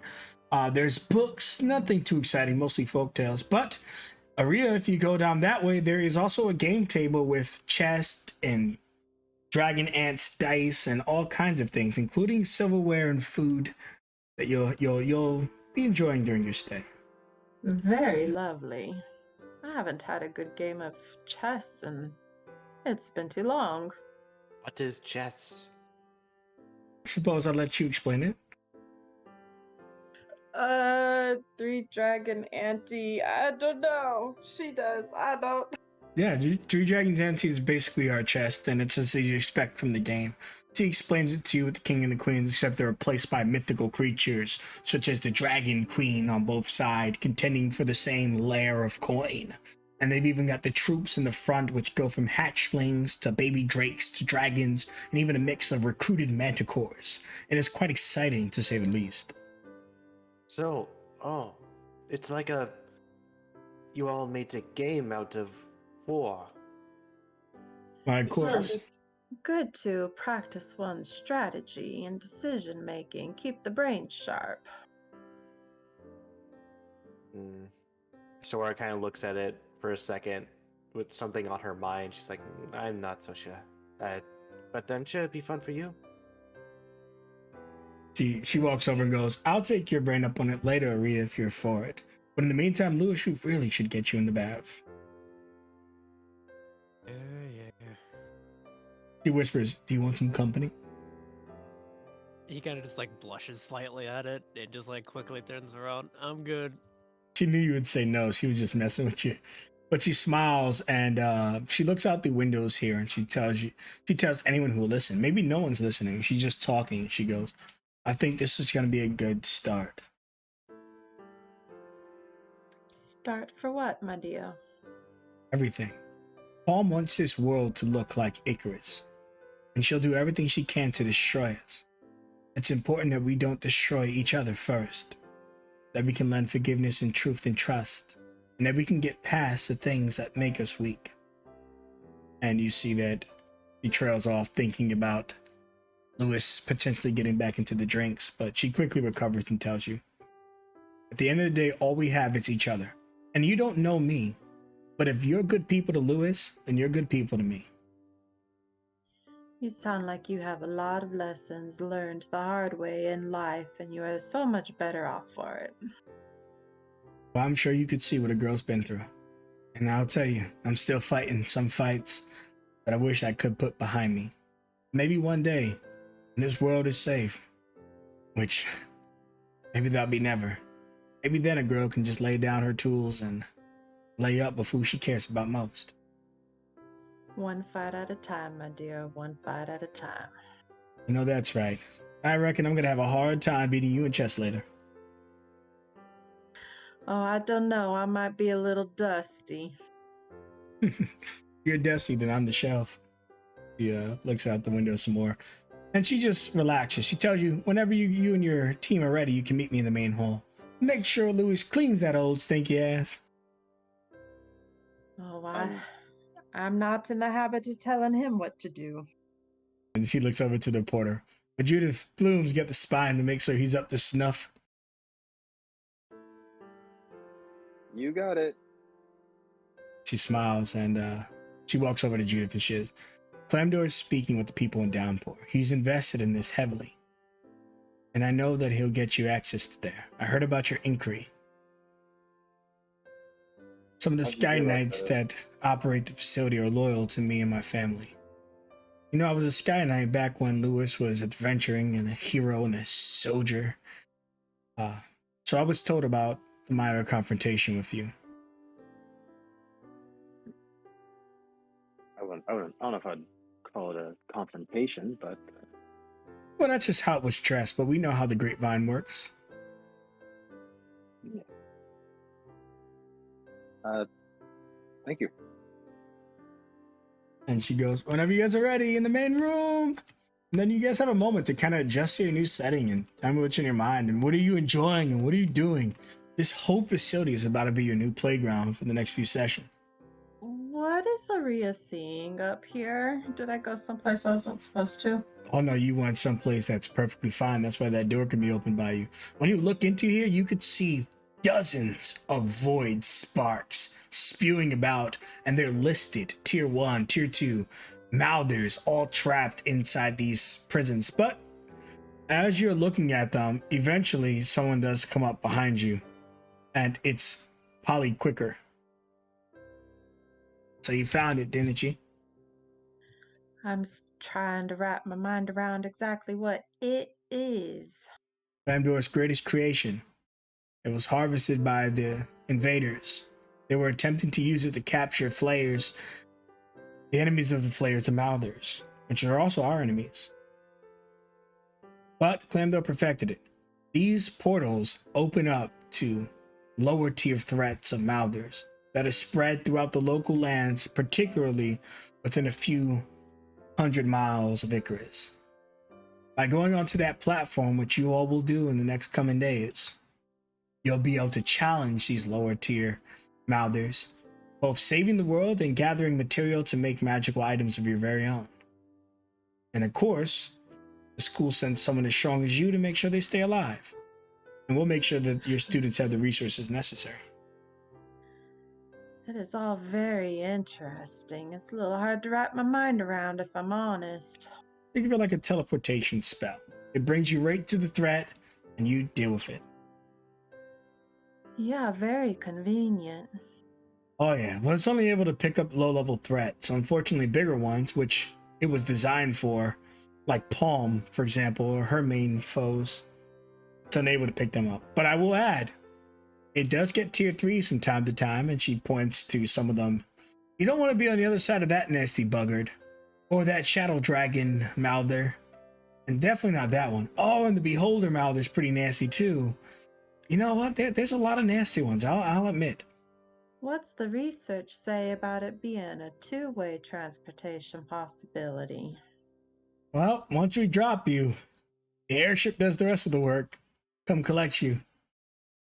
You see, it's not an exact position. You won't appear within 5 feet of something. You'll just be within like a mile or 2, maybe even 3 miles. It just gets you to the area, particularly where their ore is spilling, and you can solve the matter. I know, very technical, very foreign, but it works.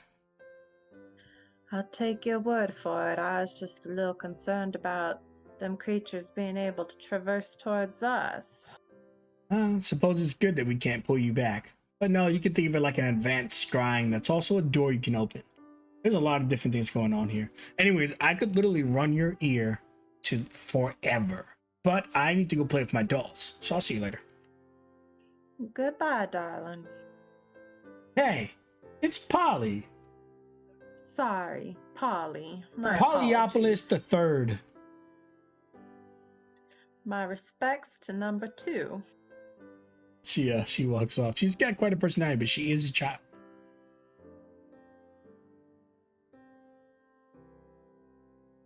All right, and Lewis, we don't need to describe you in the shower, so we're just gonna assume you take queso. Yep.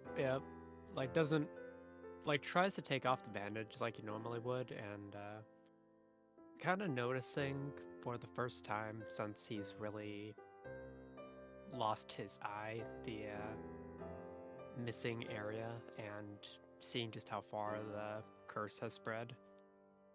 There's a moment of pause where he kind of just like looks at himself before closing his good eye and lets out a deep breath before just filling up the tub and just sitting in it for a while. Excellent. And as you as you relax, you can see your scars expanded a little bit up your neck further. Whatever's in you is trying to take hold, but one day at a time, Lewis. One day at a time. Okay. Sora, how are you tending to your new environment? Sora, she had always felt a little bit more comfortable with all this immense amount of technology when Phoenix around, because she was always able to explain to her how it worked in a way she understood, and now it's all very, very overwhelming. Um, she's like going to each bed, seeing how they work, very curiously just pressing maybe a couple buttons that shouldn't be pressed in conjunction. Yeah, you see that it's opening. One of the buttons instantly changes the sheets, replacing them with a fresh pair. Another one erects a dome over it, kind of like it looks like an egg when you're done, but it's transparent and it's soundproof. Oh. And she uses this bed for Aethon for now, where she sets it down and would come back and set the dome up just to make sure he's in a comfortable place. But to close out with Sora, she's just always perpetually like trying, whenever people are around, she's like smiling really wide and happy, but then when she's like by herself, she can't help but like be in areas where there's windows and just staring out into the skies or watching the environment itself as if she's just waiting for someone. You know, Donda would have loved this. He really would have.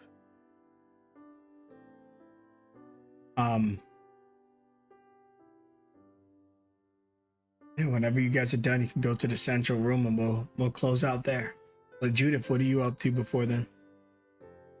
I completely forgot something. It's up to you if, like, you know, during that 2-day time skip that we had, would it have been possible to have gone by Phoenix's house to pick up that divination daily paper? Absolutely. Okay. Good. Then I would have come up here and kind of like perused around the books and like the desks, you know, seeing which one I like the most. You know, maybe this one, I guess, is cool. Looking at the books and thinking about like how Phoenix was always like, we'd go into a room and she'd always like, you know, look for like different books of the school and stuff, and I would look to see if there's one that like I think would interest her. I don't know. And then I will sit there, and while I don't want to be anywhere near Lewis taking this bubble bath thing, so I'm going, or shower thing, so I'm just going to stay outside the whole time and kind of then open up the divination daily paper and just kind of read it. Look at the divination stuff, and they have some cheesy things in there, like a coloring section for kids, and they've got crossword puzzles, all of it very, very easy stuff. This type of stuff you think it sells simple magazines to simpler people. And as you keep looking through the pages, there are minor predictions. There's the weather for the next 7 days, even though there's percentages on it that say that they may not always pan out correctly. The latest divinations are all what you would call Are there horoscopes in there? Oh, you already know there's horoscopes in there. Oh yeah, Juice rolls her eyes. But you also know that there's a section of this book that you can't believe people pay more for because you're looking at a premium copy. But when you're looking at it, it's talking about all the stuff they prevented, when they have literally zero evidence they prevented it. If this guy walked down this street, he would have died. His life was saved because he subscribed to Divination Daily. And they're like showing all these pictures that look like they're stock or purchased or artists have made them of this gang that was gonna grab him up. They even have testimony from one of the members. If he had gone down that street like we were expecting him to, we would have took him for everything. It just feels really fake and like fabricated. Is there anything in there that feels that like it might be any kind of like propaganda, you know, because they are run by fake people? Yeah, there's on the final page of the thing where it says flash news. They don't put it on the cover for whatever reason. But you also know that each page is a different subscription level. So you paid the price for the premium news. You see that there were warning signs of an apocalypse. Was this the apocalypse? Did JP know all along? And then there's just drawings of birds, but they're drawn like with like devils, like horns and stuff and forked tails. It looks like some type of very loose conspiracy theory. You don't think they'll outright put, "Oh, we knew this shit would blow up," because then Oh, for sure. they're gonna be like, "What the fuck?" Why didn't you say some shit? All right. Yeah, she'll just kind of fold that and stick it in her bag and go and where everyone else is. All right, excellent. And Where is everybody? Holy shit. you can don't worry, you can close the doors and stuff now. Well, they're in the main section. So as you guys get here, you see the physician steps aside and tells you, Minerva has a lot of things to do, but I take you up to where you'll be training soon and explain the very basics of it. Today you'll have time for yourself to get yourself situated, of course. Follow me, please. Cornelia looks at you. She's got some type of strange gook coming down her nose, and it's not a booger, it's some type of silver blood. She smiles and she just says, "The metal gods are coming." Sora is going to take a loose piece of cloth and come up to her. You have something on your face. Can I get it for you? Sure. And she'll lightly put one hand on one side of her face and just dab at it. I'm really happy you are okay, Cornelia. Smiles at you. Are you okay, my dear? Yeah. I'm just waiting for the metal gods to return. There's supposed to be more of them. Oh, sky will be filled with them one day. Sounds quite horrendous, if you ask me. And Minerva walks over. All right, Cornelia, you need some rest. And Pogo thought he was a clown, but he just looks at her. Sora will turn around, and then when Pogo is just in her vision, she leans back a bit. Yes, you are very terrifying. Just stay right there, please. Yeah, he's constantly in the sway of a slink motion. Just back and forth, swaying. I am not a fan of that. I'm out of here. And the physician walks through these beams that don't seem to hurt you as he deactivates them and then reactivates them whenever everyone's through.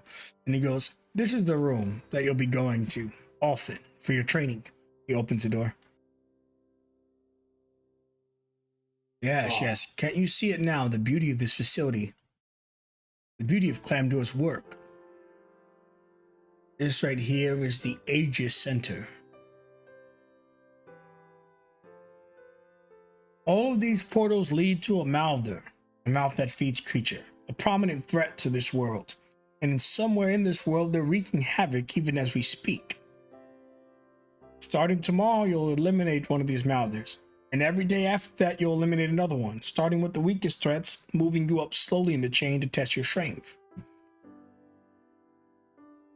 The task will not be easy and your life will be at risk, but we have certain protocols in place to hopefully keep you safe. At the end of the day, it is your task to fight against threat like Palm, so some level of danger will always be into the equation, of course.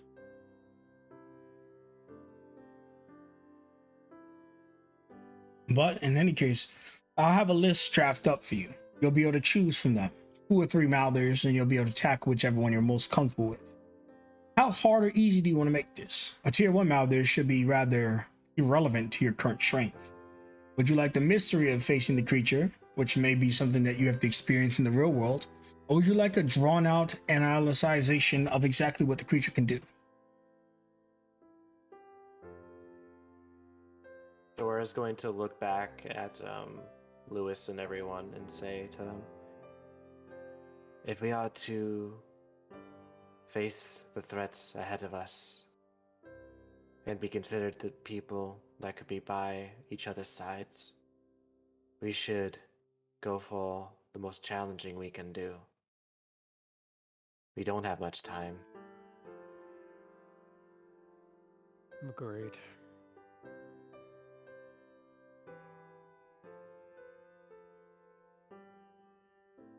Tells you that certain few of these are off limits. And then he looks down to Emerald and Judith. He says to you, do you agree with the majority currently? You see, it needs an absolute sign-off. If even one person disagrees with the stance, then we must backtrack. Do you think it's appropriate to hide the analysis so that you can tackle these threats with your own skill and strength? Or would you like the entire detail of the threat you're going to manage? What's the difference either way? Why wouldn't we go in and knowing what, if we already know what we're going to do, we can be prepared. There's less chance of someone else dying or anything like that. The only thing that, it sounds like the only thing that we have to prove is just to ourselves that we can do it. Right? I suppose the difficulty changes dramatically if you can understand that certain creatures can use chemical gas, for example. You can prepare for it. I suppose the difference is that you'll be tasking and pushing yourself further by not understanding every capability. In real life, you'll not be given that opportunity after all. But the choice is entirely yours, and I will function whatever you decide. Another Mouther off the board is the same either way. So I would like to go in with information. There's a beat wall on the table. You guys can discuss further tonight your true decision. But in any case, where it currently stands, the analysis will be provided to you. Perhaps it will only be provided to Judith, but in any case, it will be provided to the group. It's up to you to review it.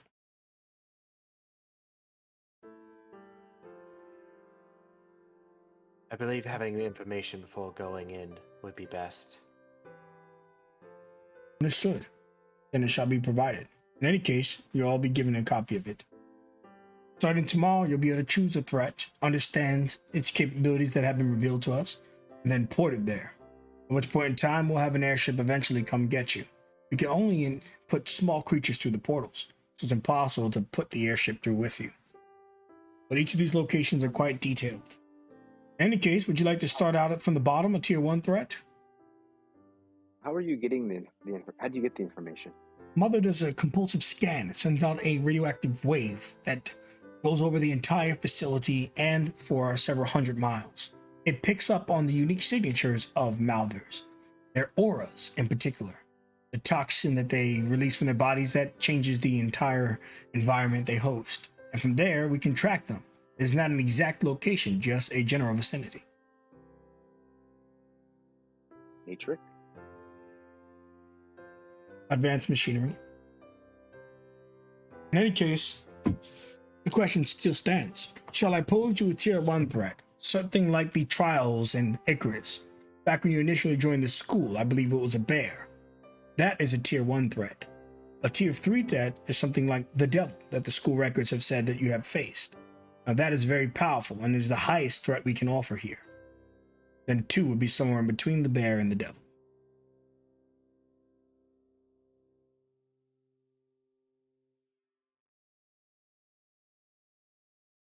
I suppose I'll give you the night to think on it. Then you can let me know. It is a good discussion. In any case, the rewards are directly related to what you accomplish. Not from us. We're going to give you everything you need. But stronger Mouthers drop more powerful stones, and those more powerful stones can forge greater magic items. So that is something to consider. You only have a certain number of days, so it may be easy to tackle a tier 1. Then that loses the day of getting a tier 2 or 3 reward. In any case, that is all for today. The facility is yours to traverse. There are certain areas off limits. That is not to restrict your understanding of things. It's because there are hostile or dangerous stuff, such as electromagnetic waves. In any case, you are all dismissed for now. If you have questions for the physician, please ask. Excellent. Good day. He does not jump off. I accidentally moved that far. Goodbye. Yeah, this is a big, massive drop that's like cornering these portals and stuff. But as he does walk away and the rest of you look forward and you could see your task, is it daunting to you? Are you comfortable? You hear some of these threats are as powerful as the devil? What's going through your mind, especially hearing about the devil in particular? And that's where we'll close. One last moment for each of you, starting with you, Sora. Sora is going to look around these portals and see if any familiar shapes come from them. Now give me an investigation or perception, whichever you prefer. I'll do perception.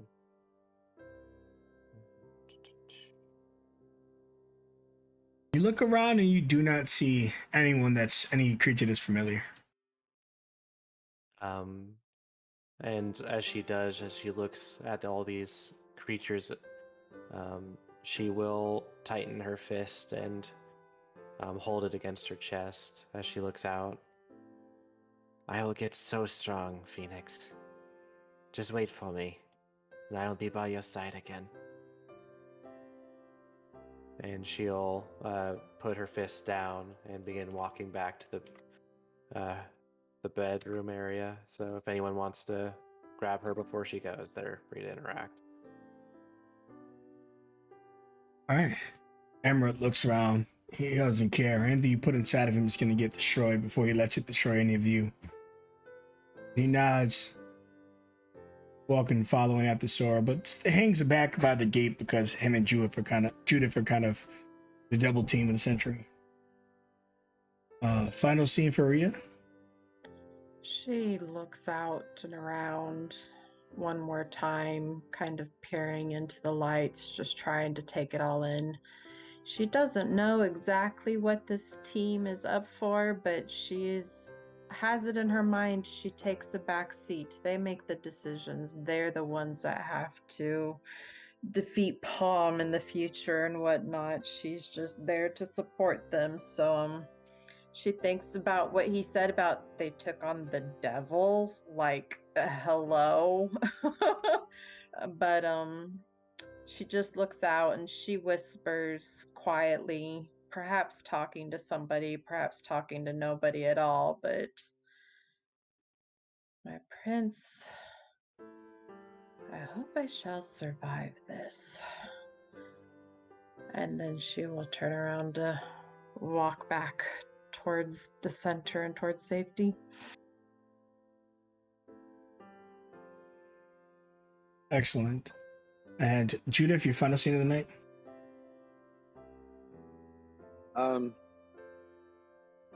What is the sense that we get just kind of being next to all these things? Is there like a sense of dread in here, or is it kind of weirdly soothing in its own way?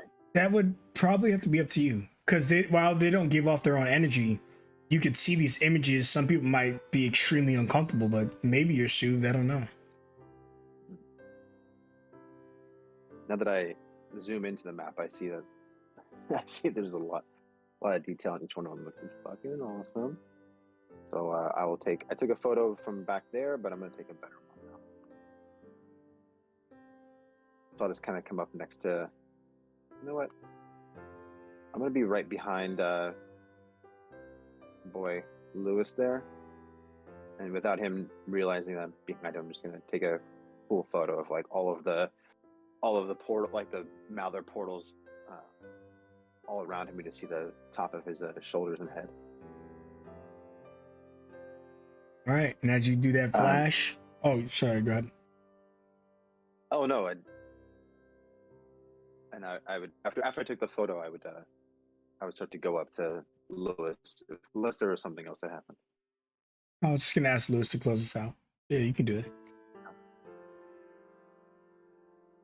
I just go to Lewis and say, "You okay?" Lois, kind of just like staring out at each of the orbs. Doesn't really make eye contact with you as he just replies, "Definitely been better."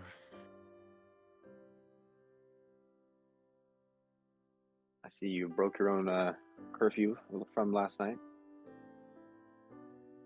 Yeah, sorry about that. I thought you were trying to cut down on the drinking.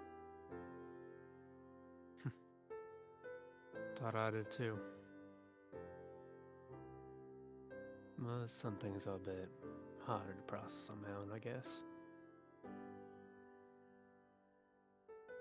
Yeah. It's okay. You made a mistake. Things happen.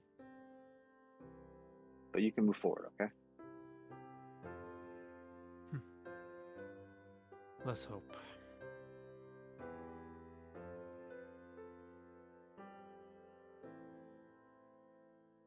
And Lewis, Jeez. Lois, looking over each of the spheres, seeing the various images, kind of just lets the glow of it encapsulate the entirety of his vision, as his surroundings almost seem like a flame that's starting to encapsulate around him, with these beings that are all just staring down at him, staring at his every move, every possible action, every mistake that they could possibly take advantage of. With his eyes, in particular, trained on the image that seems almost like a dragon's head, as he just stares at it with determination, before closing his eye and turning away back toward the dorms. Okay. And on cue with that, the facility enters nighttime mode, shifting. The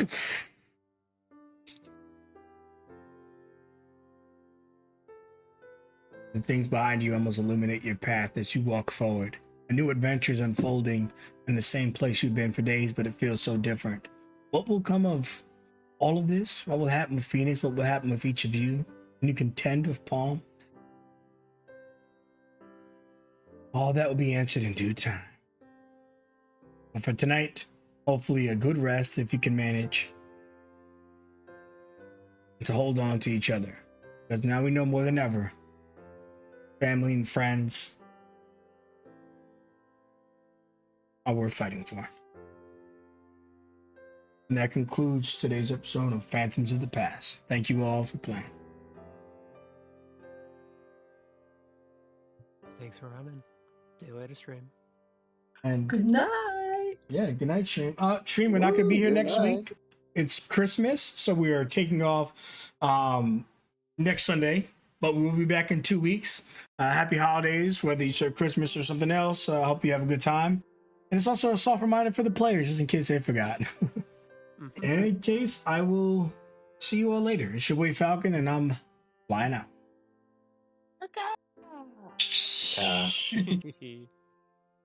I'm gonna roll the credits. See you guys in 30 seconds. Out of fear, we kept running, tried to hide away. Can you hear? War is coming, beckoning our fate. This is the day that we stand up. This is the day we fight. We'll take our place, we won't give in. Our victory's in sight. Only a sword in our hand, but we enter the lion's den. We're not waiting for a war. We bring the war to